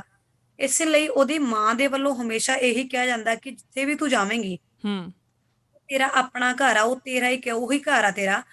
ਤੇਰਾ ਘਰ ਵਾਲਾ ਜਾਂ ਤੁਹਾਡੇ ਜਿਹੜੇ ਘਰ ਦੇ ਕਿਵੇਂ ਵੀ ਤੁਹਾਡੇ ਨਾਲ ਬਿਹੇਵ ਕਰਨ, ਤੈਨੂੰ ਉੱਥੇ ਹੀ ਰਹਿਣਾ ਪੈਣਾ। ਕਿਉਂਕਿ ਮੇਨ ਇਹੀ ਹੈ ਕਿ ਜਦੋਂ ਜਿਹੜੇ ਪੁਰਸ਼ ਨੇ ਉਹਨਾਂ ਦੇ ਕੋਲ ਪ੍ਰਾਈਵੇਟ ਪ੍ਰਾਪਰਟੀ ਹੈਗੀ ਆ, ਬਹੁਤ ਸਾਰੀਆਂ ਜਿਹੜੇ ਜ਼ਮੀਨਾਂ ਹੈਗੀਆਂ ਨੇ, ਜਿਹਦੀ ਵਜ੍ਹਾ ਕਰਕੇ ਉਹਨਾਂ ਨੂੰ ਕੋਈ ਇਸ ਤਰੀਕੇ ਦਾ ਫੀਲ ਨਹੀਂ ਹੁੰਦਾ ਕਿ ਕੱਲ ਨੂੰ ਅਸੀਂ ਜੇਕਰ ਬਗਾਵਤ ਕਰਦੇ ਹਾਂ ਤਾਂ ਸਾਨੂੰ ਕੋਈ ਜਗ੍ਹਾ ਨਹੀਂ ਮਿਲਣੀ। ਪਰ ਇੱਕ ਔਰਤ ਨੂੰ ਇਸੇ ਲਈ ਐ ਸ਼ਾਇਦ ਮੇਰੇ ਖਿਆਲ ਦੇ ਵਿੱਚ ਐਂ ਕਹਿੰਦੀ ਹੈ ਕਿ ਤੈਨੂੰ ਇਸੇ ਤਰੀਕੇ ਨਾਲ ਰਹਿਣਾ ਪੈਣਾ, ਕਿਉਂਕਿ ਉਹਦੇ ਕੋਲ ਕੋਈ ਹੈ ਨਹੀਂ ਰਸਤਾ, ਉਹਨੂੰ ਰਸਤਾ ਦਿੱਤਾ ਨਹੀਂ ਗਿਆ, ਛੱਡਿਆ ਨਹੀਂ ਗਿਆ ਹੈਗਾ। ਤੇ ਖਾਸ ਤੌਰ ਕੇ ਮਾਵਾਂ ਜਿਹੜੀਆਂ ਕਹਿੰਦੀਆਂ ਆਪਣੀਆਂ ਬੇਟੀਆਂ ਨੂੰ, ਤੇ ਉਸ ਤੋਂ ਬਾਅਦ ਉਹੀ ਜਿਹੜੀ ਮਾਂ ਜਦੋਂ ਉਹਦੀ ਬੱਚੇ ਦੀ ਘਰ ਵਾਲੀ ਆਉਂਦੀ ਆ ਹਨਾ, ਉਹੀ ਜਿਹੜੀ ਉਹਦੀ ਨੂੰਹ ਆ ਉਹਦੇ ਖਿਲਾਫ ਜਿਹੜੇ ਉਹ ਬੋਲਣਾ ਸ਼ੁਰੂ ਕਰਦੀ ਹੈ, ਕਿਉਂਕਿ ਕਿਤੇ ਨਾ ਕਿਤੇ ਮਾਨਸਿਕਤਾ ਵੀ ਜਿਹੜੀ ਪੈਦਾ ਕੀਤੀ ਗਈ ਹੈ। ਸੌਰੀ, ਮੈਂ ਚੰਗੀ ਤਰ੍ਹਾਂ ਗੱਲ ਨਹੀਂ ਕਰ ਪਾ ਰਹੀ। ਓਕੇ, ਮੈਂ ਇੱਕ ਹੋਰ ਗੱਲ ਕਰਨਾ ਚਾਹੁੰਦੀ ਹਾਂ ਕਿ ਤੁਹਾਡੇ ਇਸ ਸੰਘਰਸ਼ ਦੇ ਦੌਰਾਨ ਮੈਂ ਇੱਕ ਚੀਜ਼ ਦੇਖੀ ਹੈ ਕਿ ਤੁਹਾਡੇ ਆਪਣੇ ਮਦਰ ਦਾ ਕਾਫੀ ਜ਼ਿਕਰ ਆਇਆ। ਤੁਹਾਡੀ ਆਪਣੀ ਭੈਣ ਜਿਹੜੀ ਉਹ ਤੁਹਾਡੀ ਤਾਕਤ ਬਣਦੀ ਰਹੀ ਹੈ। ਬਾਅਦ 'ਚ ਪਤਾ ਲੱਗਾ ਕਿ ਤੁਹਾਡੀ ਆਪਣੀ ਜਿਹੜੀ ਭੈਣ ਆ ਉਹ ਵੀ ਕਿਸੇ ਗੱਲੋਂ ਉਹਨਾਂ ਨੂੰ ਵੀ ਅਰੈਸਟ ਕੀਤਾ ਗਿਆ ਸੀ, ਤੁਸੀਂ ਉਹਨਾਂ ਦੇ ਲਈ ਕੰਮ ਕੀਤਾ। ਸੋ ਇਹ ਔਰਤਾਂ ਦੇ ਲਈ ਹੀ ਸਪੋਰਟ ਸੀ, ਜੇ ਆਪਾਂ ਇਹਨੂੰ ਦੂਸਰੇ ਐਂਗਲ ਤੋਂ ਦੇਖਣ ਦੀ ਸਮਝਣ ਦੀ ਕੋਸ਼ਿਸ਼ ਕਰੀਏ। ਬਿਲਕੁਲ। ਜਦੋਂ ਹੁਣ ਆਪਾਂ ਇਹ ਕਹਿੰਦੇ ਹਾਂ ਕਿ ਅੱਧੀਆਂ ਔਰਤਾਂ ਆ ਸਾਡੀ ਪਾਪੂਲੇਸ਼ਨ ਦੇ ਵਿੱਚ, ਜੇ ਆਪਾਂ ਮੋਟੇ ਤੌਰ 'ਤੇ ਵੀ ਦੇਖ ਲਈਏ, ਅਤੇ ਉਹ ਔਰਤਾਂ ਬਾਰੇ ਹੀ ਜ਼ਿਆਦਾ ਗੱਲ ਇਹ ਹੁੰਦੀ ਹੈ ਕਿ ਔਰਤਾਂ ਹੀ ਵਾਇਲੈਂਸ ਦਾ ਸ਼ਿਕਾਰ ਹੋ ਰਹੀਆਂ ਹੈਗੀਆਂ।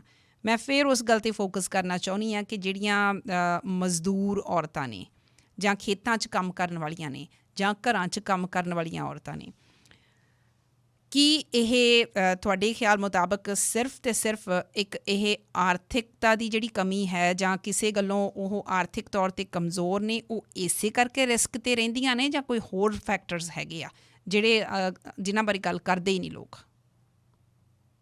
ਆਰਥਿਕਤਾ ਜੀ ਬਿਲਕੁਲ, ਆਰਥਿਕਤਾ ਦਾ ਇੱਕ ਹੈ ਹੀ ਕਾਰਨ ਹੈ ਹੀਗਾ, ਪਰ ਨਾਲ ਹੀ ਨਾਲ ਜੇਕਰ ਆਪਾਂ ਇੱਕ ਗੱਲ ਕਰੀਏ ਸਮਾਜ ਦੀ ਇੱਕ ਵਿਚਾਰਧਾਰਾ ਦੀ, ਕਿ ਜੋ ਵੀ ਮਹਿਲਾਵਾਂ ਦੇ ਉੱਪਰ ਜ਼ਿਆਦਾ ਜਿਹੜਾ ਭੇਦਭਾਵ ਚੱਲ ਰਿਹਾ ਜਾਂ ਹੈਗਾ, ਜਿਹੜਾ ਹਿੰਸਾ ਹੋ ਰਹੀ ਆ, ਉਹਦੇ ਪਿੱਛੇ ਇੱਕ ਬਹੁਤ ਵੱਡਾ ਵਿਚਾਰ ਕੰਮ ਕਰ ਰਿਹਾ ਹੈਗਾ, ਜਿਹਦੇ ਵਿੱਚ ਆਪਾਂ ਬ੍ਰਾਹਮਣਵਾਦੀ ਪਿੱਤਰਸੱਤਾ ਵੀ ਕਹਿੰਦੇ ਆ, ਤੇ ਨਾਲ ਹੀ ਇਹਦੇ ਅੰਦਰ ਇੱਕ ਕਾਸਟ ਵੀ ਕੰਮ ਕਰ ਰਹੀ ਹੈਗੀ ਆ, ਕਿ ਇੱਕ ਮਹਿਲਾ ਤੇ ਉੱਪਰ ਤੋਂ ਇੱਕ ਦਲਿਤ ਹੈਗੀ ਆ, ਉਹਨਾਂ ਨੂੰ ਤਾਂ ਰੱਖਿਆ ਹੀ ਉਹ ਬਿਲਕੁਲ ਉਸ ਜਗ੍ਹਾ ਤੇ ਹੈ ਕਿ ਬਈ ਤੁਸੀਂ ਤੁਹਾਨੂੰ ਤਾਂ ਜੀਣ ਦਾ ਅਧਿਕਾਰ ਹੈ ਹੀ ਨਹੀਂ, ਕਿਉਂਕਿ ਜਿਹੜੀਆਂ ਸਾਡੀਆਂ ਗਾਲਾਂ ਨੇ ਉਹਦੇ ਵਿੱਚ ਉਹਨੂੰ ਔਰਤ ਨਹੀਂ, ਉਹਨੂੰ ਜਾਨਵਰ ਤੋਂ ਵੀ ਜਿਹੜਾ ਗੰਦਾ ਜਿਹੜਾ ਦਰਜਾ ਦਿੱਤਾ ਗਿਆ ਹੈਗਾ, ਕਿ ਔਰਤ ਦੀ ਜਿਹੜੀ ਮਤਲਬ ਗਾਲ ਜਿਹੜੀ ਬਣਾਈ ਗਈ ਹੈ ਉਹਦੇ ਵਿੱਚ ਤੇ ਇਹੀ ਹੈ ਕਿ ਉਹ ਬਹੁਤ ਜ਼ਿਆਦਾ ਖਰਾਬ ਨੇ, ਜਿਹੜੇ ਹਿਸਾਬ ਨਾਲ ਗਾਲ ਬਣੀ ਆ, ਇਸ ਹਿਸਾਬ ਦੀ ਸੋਚ ਹੈਗੀ ਆ।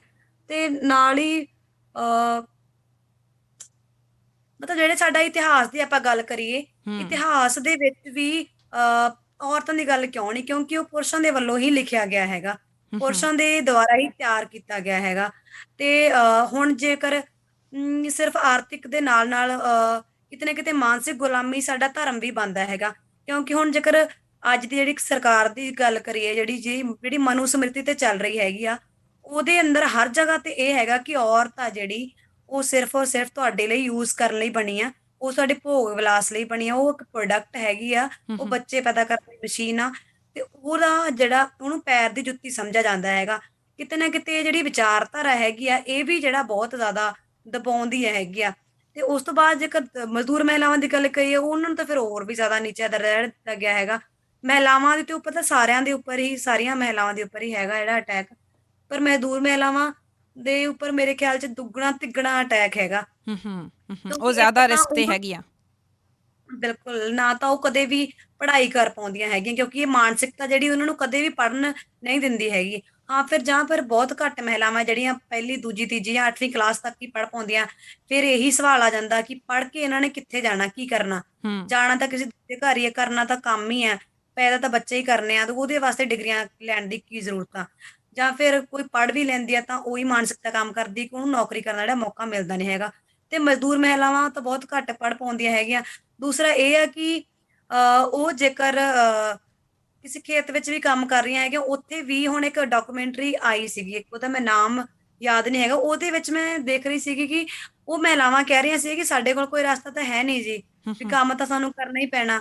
ਹੁਣ ਸਾਨੂੰ ਇਹ ਕਹਿ ਕੇ ਲਿਜਾਂਦੇ ਆ ਕਿ ਤੁਹਾਨੂੰ 150 ਰੁਪਇਆ ਦਿਹਾੜੀ ਦੇਵਾਂਗੇ, ਤੇ ਉਸ ਤੋਂ ਬਾਅਦ ਸ਼ਾਮ ਨੂੰ ਕਹਿੰਦੇ ਆ 50-60 ਰੁਪਏ ਲੈਣੇ ਤਾਂ ਲੈ ਲਓ, ਨਹੀਂ ਤੁਰਦੇ ਬਣੋ ਇੱਥੋਂ। ਤੇ ਇਸ ਹੂੰ ਤਰੀਕੇ ਦੀਆਂ ਜਿਹੜੀਆਂ ਗੱਲਾਂ ਹੈਗੀਆਂ, ਇਹ ਬਹੁਤ ਛੋਟੀਆਂ ਲੱਗਦੀਆਂ ਲੋਕਾਂ ਨੂੰ, ਕਿਉਂਕਿ ਜ਼ਿਆਦਾਤਰ ਜਿਹੜੀ ਮਾਨਸਿਕਤਾ ਹੈਗੀ ਉਹ ਮੇਰੇ ਵਿਰੋਧ ਵਿੱਚ ਵੀ ਲੋਕ ਬੋਲ ਸਕਦੇ ਕਿ ਇਹ ਤਾਂ ਜਿਹੜੇ ਕਿਸਾਨਾਂ ਦੇ ਵੀ ਉਲਟ ਬੋਲ ਰਹੇ ਹੈਗੇ ਆ।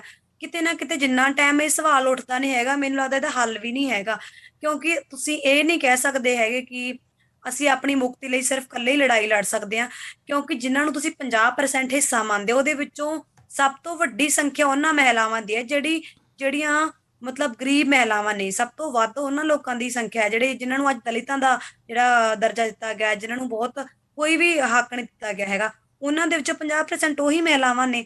ਜੇਕਰ ਤੁਸੀਂ ਉਹਨਾਂ ਦੇ ਹੱਕ ਦੀ ਗੱਲ ਨਹੀਂ ਕਰ ਸਕਦੇ, ਉਹਨਾਂ ਦੀ ਮੁਕਤੀ ਦੀ ਗੱਲ ਨਹੀਂ ਕਰ ਸਕਦੇ, ਜਾਂ ਫਿਰ ਖੇਤਾਂ ਦੇ ਵਿੱਚ ਉਹਨਾਂ ਨਾਲ ਐਸੇ ਤਰੀਕੇ ਦਾ ਨਹੀਂ ਹੁੰਦਾ ਰਹੂਗਾ, ਕੰਪਨੀਆਂ ਦੇ ਵਿੱਚ, ਘਰਾਂ ਦੇ ਵਿੱਚ ਉਹਨਾਂ ਨੇ ਇਸੇ ਤਰੀਕੇ ਨਾਲ ਹੁੰਦਾ ਰਹੂਗਾ, ਤਾਂ ਕਿਸੇ ਨੂੰ ਵੀ ਇਹਦੇ ਨਾਲ ਮੁਕਤੀ ਨਹੀਂ ਮਿਲ ਸਕਦੀ।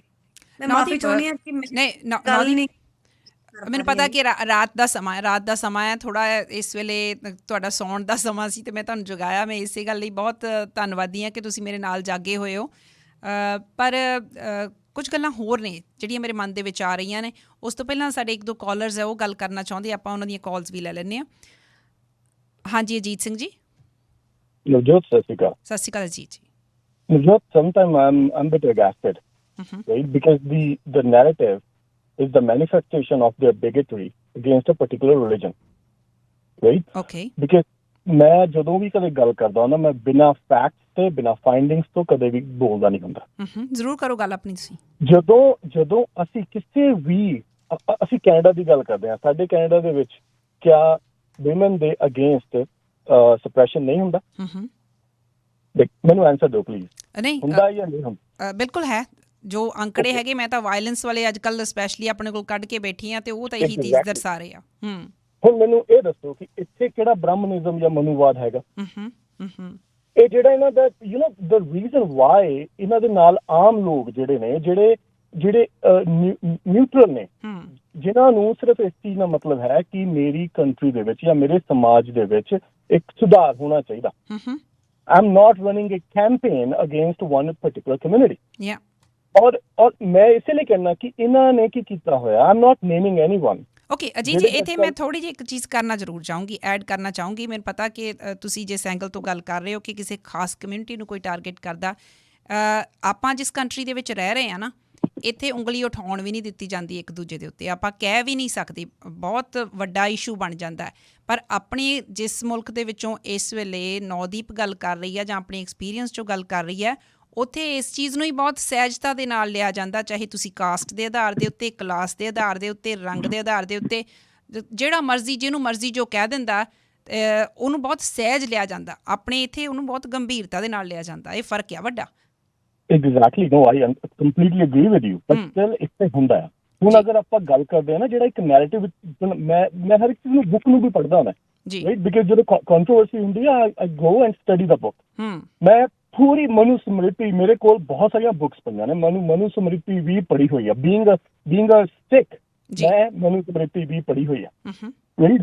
ਔਰ ਜਦੋਂ ਅਸੀਂ ਉਹਦੇ ਵਿੱਚ ਗੱਲ ਕਰਦੇ ਹਾਂ ਕਿ ਉਹਦੇ ਵਿੱਚ ਕਿੰਨੇ ਅਧਿਆਏ ਨੇ, ਕਿਹੜਾ ਅਧਿਆਏ ਬਾਅਦ ਵਿੱਚ ਜੋੜਿਆ ਗਿਆ, ਕਿਹੜਾ ਅਧਿਆਏ ਪਹਿਲਾਂ ਲਿਖਿਆ ਗਿਆ, ਉਹਦੇ ਵਿੱਚ ਸੋ ਮੈਨੀ ਕੰਟਰਾਡਿਕਸ਼ਨਸ ਹੁੰਦੀਆਂ ਕਿ ਇੱਕ ਦੇ ਵਿੱਚ ਉਹ ਸ਼ਲੋਕ ਦੇ ਵਿੱਚ ਕਹਿ ਰਿਹਾ ਕਿ ਜਿਸ ਘਰ ਦੇ ਵਿੱਚ ਔਰਤ ਦਾ ਸਨਮਾਨ ਨਹੀਂ ਹੁੰਦਾ, ਉਹ ਜਿਹੜਾ ਘਰ ਆ ਉਹ ਨਰਕ ਦੇ ਸਮਾਨ ਆ, ਰਾਈਟ। ਸੋ ਇਹ ਵੀ ਇੱਕ ਮਨੂ ਸਮਰਿਤੀ ਦੇ ਵਿੱਚ ਸ਼ਲੋਕ ਹੈਗਾ। ਸੋ ਮੇਰਾ ਕਹਿਣ ਦਾ ਮਤਲਬ ਇਹ ਆ ਕਿ instead of targeting particular community, ਹੁਣ ਪੰਜਾਬ ਦੇ ਵਿੱਚ ਤਾਂ ਜਿਹੜੇ ਖੇਤਾਂ ਦੇ ਵਿੱਚ ਅਸਲ ਗਵਰਨਮੈਂਟ ਕਿਹਦੀ ਆ, ਕਾਂਗਰਸ ਦੀ, ਕੋਈ ਮਨੂਵਾਦੀ ਗਵਰਨਮੈਂਟ ਤਾਂ ਨਹੀਂ ਬੈਠੀ। ਕੇਰਲ ਦੇ ਵਿੱਚ CPI ਦੀ ਗਵਰਨਮੈਂਟ ਆ, ਉਹ ਮਨੂਵਾਦੀ ਗਵਰਨਮੈਂਟ ਤਾਂ ਨਹੀਂ ਹੈ। ਕੀ ਉੱਥੇ ਰੇਪ ਨਹੀਂ ਹੁੰਦੇ? ਕੀ ਉੱਥੇ ਲਾਅ ਦੀ ਪ੍ਰੋਬਲਮ ਨਹੀਂ ਹੈ, ਰਾਈਟ। ਸੋ ਇਹ ਜਿਹੜੀਆਂ ਚੀਜ਼ਾਂ ਹੁੰਦੀਆਂ ਨੇ, ਇਹ ਪ੍ਰੋਬਲਮ ਹੁੰਦੀ ਆ ਕਲਚਰ ਦੀ, ਕਿ ਅਸੀਂ ਕਿਸ ਚੀਜ਼ ਨੂੰ ਕਲਚਰ ਬਣਾ ਕੇ ਬੈਠੇ ਹੋਏ ਆ ਕਿ ਔਰਤ ਜਿਹੜੀ ਆ ਉਹਨੂੰ ਅਸੀਂ ਇੰਨਾ ਕੁ ਜ਼ਿਆਦਾ ਮਜ਼ਲੂਮ ਬਣਾ ਦਿੱਤਾ ਹੋਇਆ ਕਿ ਈਵਨ ਕਿ ਜਿਹੜੇ ਰਿਫਾਰਮਰ ਵੀ ਨੇ ਇਹ ਵੀ ਕਹਿੰਦੇ ਨੇ ਕਿ ਔਰਤ ਨੂੰ ਮਰਦ ਦੇ ਬਰਾਬਰ ਲੈ ਕੇ ਆਓ। ਨੋ, ਔਰਤ ਨੂੰ ਮਰਦ ਦੇ ਬਰਾਬਰ ਕਿਉਂ ਲੈ ਕੇ ਆਈਏ? ਔਰਤ ਦੀ ਇੱਕ ਆਪਣੀ ਆਇਡੈਂਟੀਟੀ ਆ। ਬਿਲਕੁਲ। ਅਸੀਂ ਕਿਉਂ ਔਰਤ ਨੂੰ ਮਰਦ ਦੇ ਬਰਾਬਰ ਲੈ ਕੇ ਆਈਏ? ਔਰਤ ਦਾ ਇੱਕ ਆਪਣਾ ਰੁਤਬਾ ਹੈ, ਉਹ ਇੱਕ ਜਨਮ ਦਿੰਦੀ ਹੈ ਜੋ ਇੱਕ ਮਰਦ ਨਹੀਂ ਕਰ ਸਕਦਾ। ਅਜੀਤ ਜੀ, ਪਤਾ ਕੀ ਹੁੰਦਾ ਆ, ਜੇ ਤਾਂ ਕਿਸੇ ਜਿਹੜੀ ਕੋਈ ਗ੍ਰੰਥ ਨੇ ਜਾਂ ਧਾਰਮਿਕ ਗ੍ਰੰਥ ਆ, ਜਿਸ ਸਮੇਂ ਵੀ ਉਹ ਲਿਖੇ ਗਏ ਆ ਉਸ ਸਮੇਂ ਦੀ ਉਹ ਲੋੜ ਹੋ ਸਕਦੀ ਆ, ਜਿਹੜੀਆਂ ਉਸ ਸੁਸਾਇਟੀ ਦੇ ਵਿੱਚੋਂ ਚੀਜ਼ਾਂ ਚੁੱਕ ਕੇ ਉਹ ਲਿਖੀਆਂ ਜਾਂਦੀਆਂ ਰਹੀਆਂ। ਅਤੇ ਜਦੋਂ ਕਲਚਰ ਦੀ ਗੱਲ ਆਉਂਦੀ ਹੈ ਅਸੀਂ ਉਦੋਂ ਵੀ ਬਹੁਤ ਸੈਂਸਿਟਿਵ ਹੋ ਜਾਂਦੇ ਹਾਂ ਕਿ ਨਹੀਂ ਸਾਡਾ ਕਲਚਰ ਇਹ ਚੀਜ਼ ਨਹੀਂ ਹੈ। ਸੋ ਇਹ ਜਿਹੜੀ ਸੈਂਸਿਟਿਵਿਟੀ ਉਹ ਲੋਕ ਜ਼ਿਆਦਾ ਸਮਝਦੇ ਆ ਜਿਹੜੇ ਹੰਡਾਉਂਦੇ ਆ, ਇਹ ਆਪਾਂ ਮੰਨੀਏ ਚਾਹੇ ਨਾ ਮੰਨੀਏ।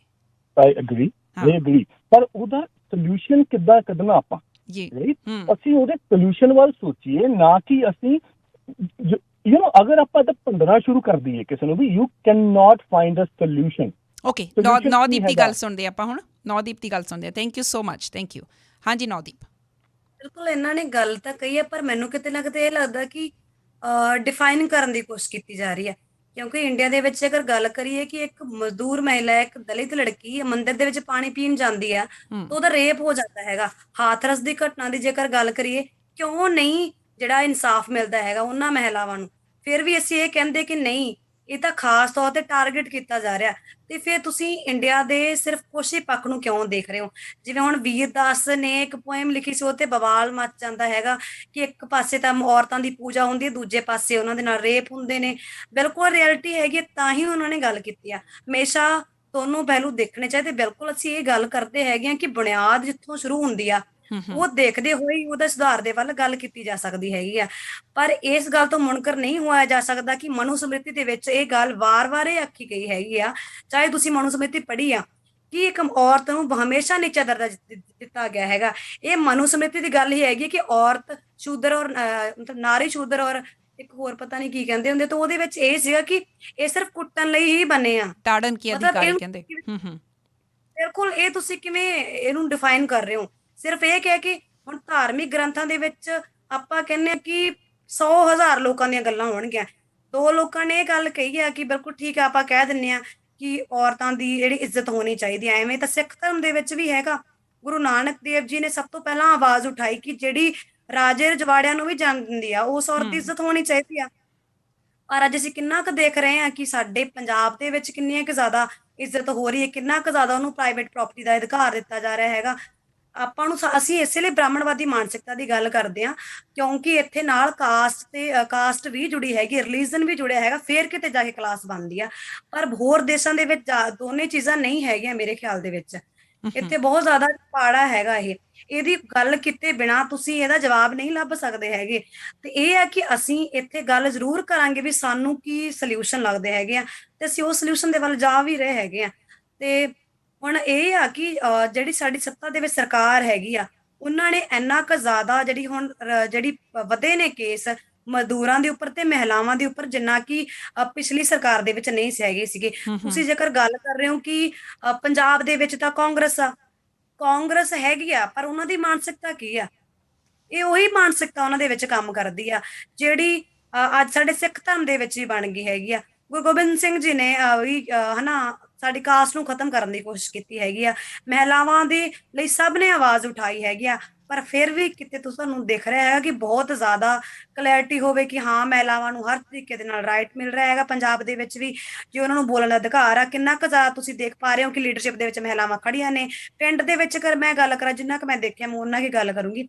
ਇੱਕ ਮਹਿਲਾ ਸਰਪੰਚ ਬਣਦੀ ਆ, ਉਹਦਾ ਨਾਮ ਵੀ ਉਹ ਸਰਪੰਚ ਹੁੰਦੀ ਆ, ਪਰ ਉਹਦਾ ਘਰ ਵਾਲਾ ਹੀ ਸਰਪੰਚ ਹੁੰਦਾ।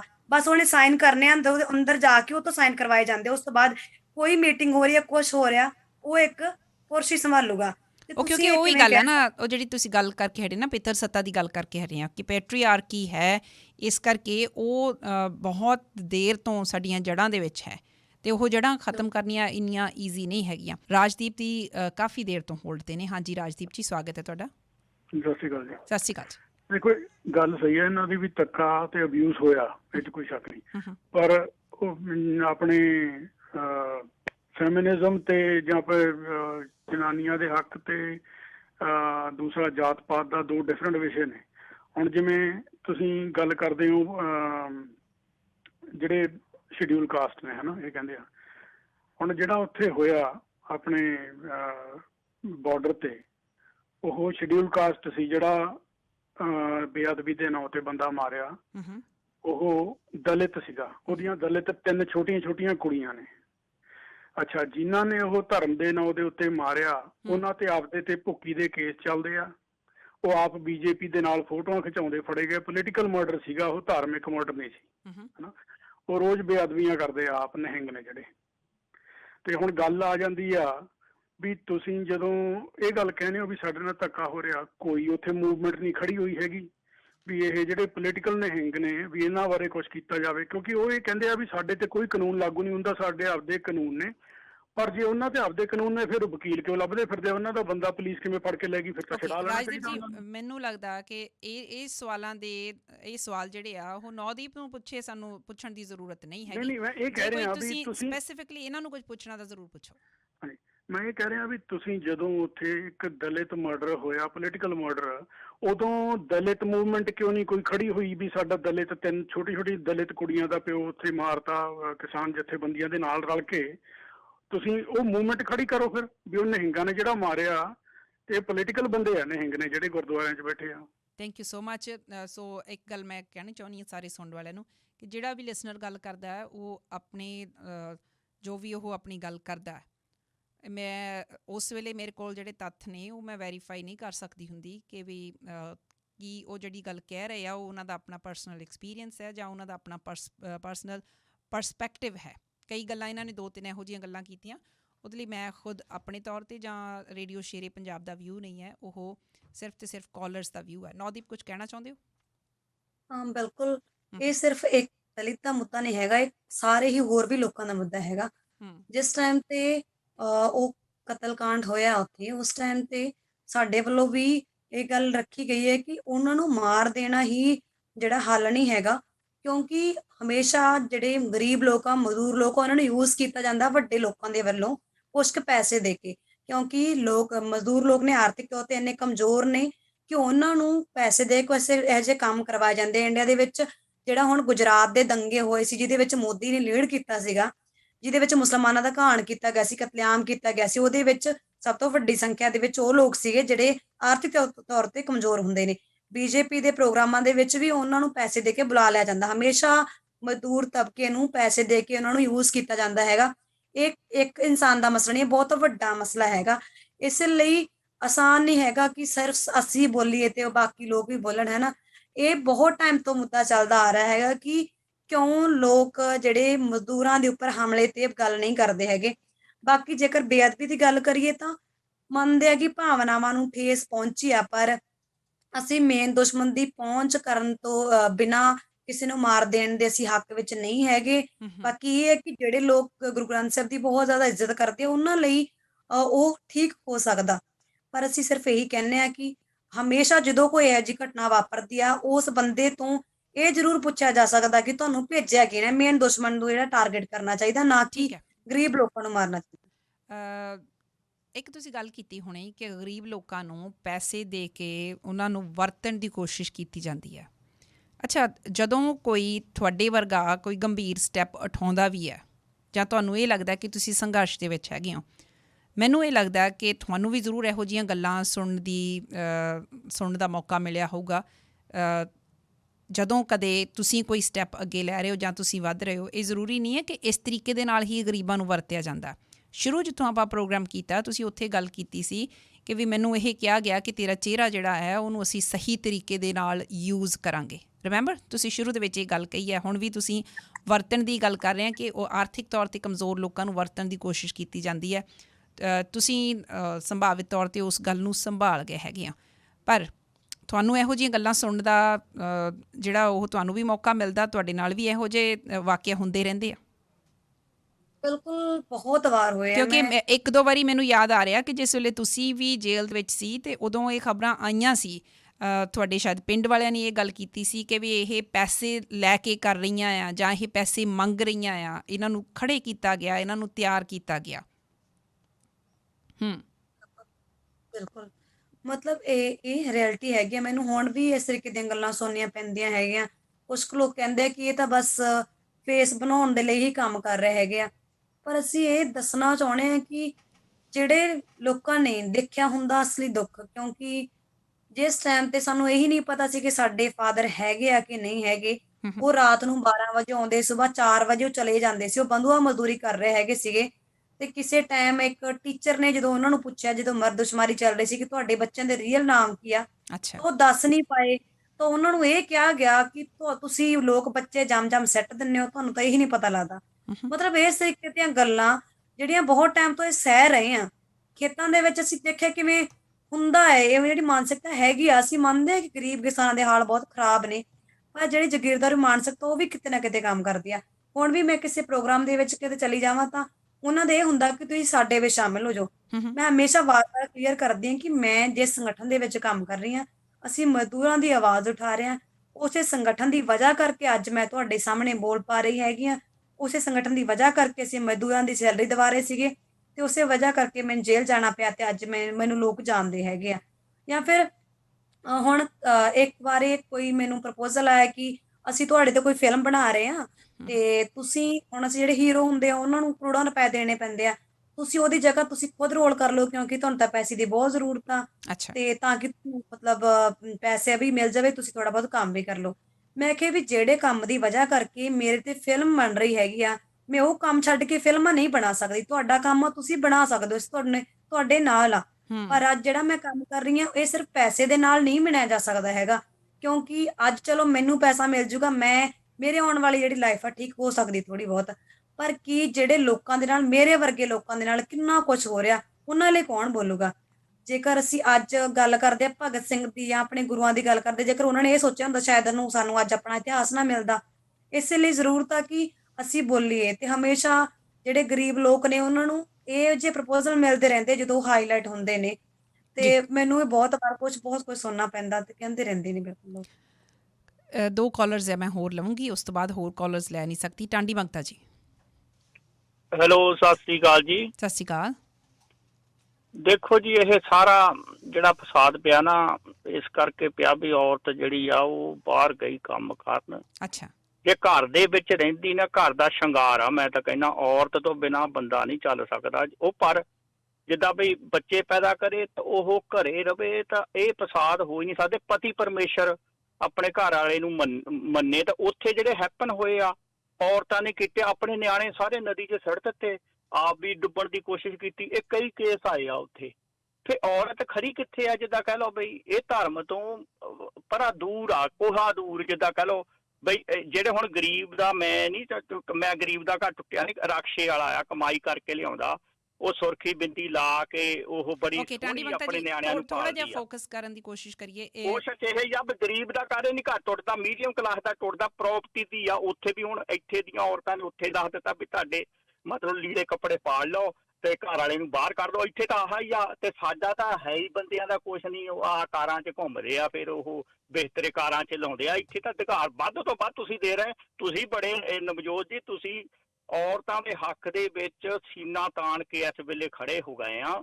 ਇੱਕ ਪਾਸੇ ਤੁਸੀਂ ਬੰਦਿਆਂ ਦੇ ਵਿਚਾਰਿਆਂ ਦਾ ਵੀ ਸੋਚੋ ਨਾ। ਜੇ ਹੁਣ ਬੰਦਾ ਸ਼ਰਾਬ ਪੀਂਦਾ, ਡਰਿੰਕ ਪੀਂਦਾ, ਉਹ ਇਹ ਮਤਲਬ ਥੋੜਾ ਔਰਤਾਂ ਇਹਦਾ ਮਤਲਬ ਥੋੜਾ ਉਹਨੂੰ ਘਰੋਂ ਕੱਢ ਦੋ, ਉਹ ਕੁਝ ਵੀ ਨਹੀਂ ਕਹਿੰਦਾ ਬੰਦਾ। ਤੇ ਜੇ ਔਰਤ ਪੀਂਦੀ ਆ ਸ਼ਰਾਬ ਤਾਂ ਬੰਦੇ ਕੱਢਦੇ। ਅੱਜ ਤੱਕ ਸੁਣੀ ਖਬਰ ਤੇ ਬੰਦਿਆਂ ਨੇ, ਔਰਤਾਂ ਸ਼ਰਾਬ ਪੀਂਦੀਆਂ ਤੇ ਬੰਦਿਆਂ ਨੇ ਘਰੋਂ ਬਾਹਰ ਕੱਢ ਦਿੱਤੀ ਔਰਤ, ਕੋਈ ਖਬਰ ਨਾ। ਤੁਸੀਂ ਦੱਸੋ।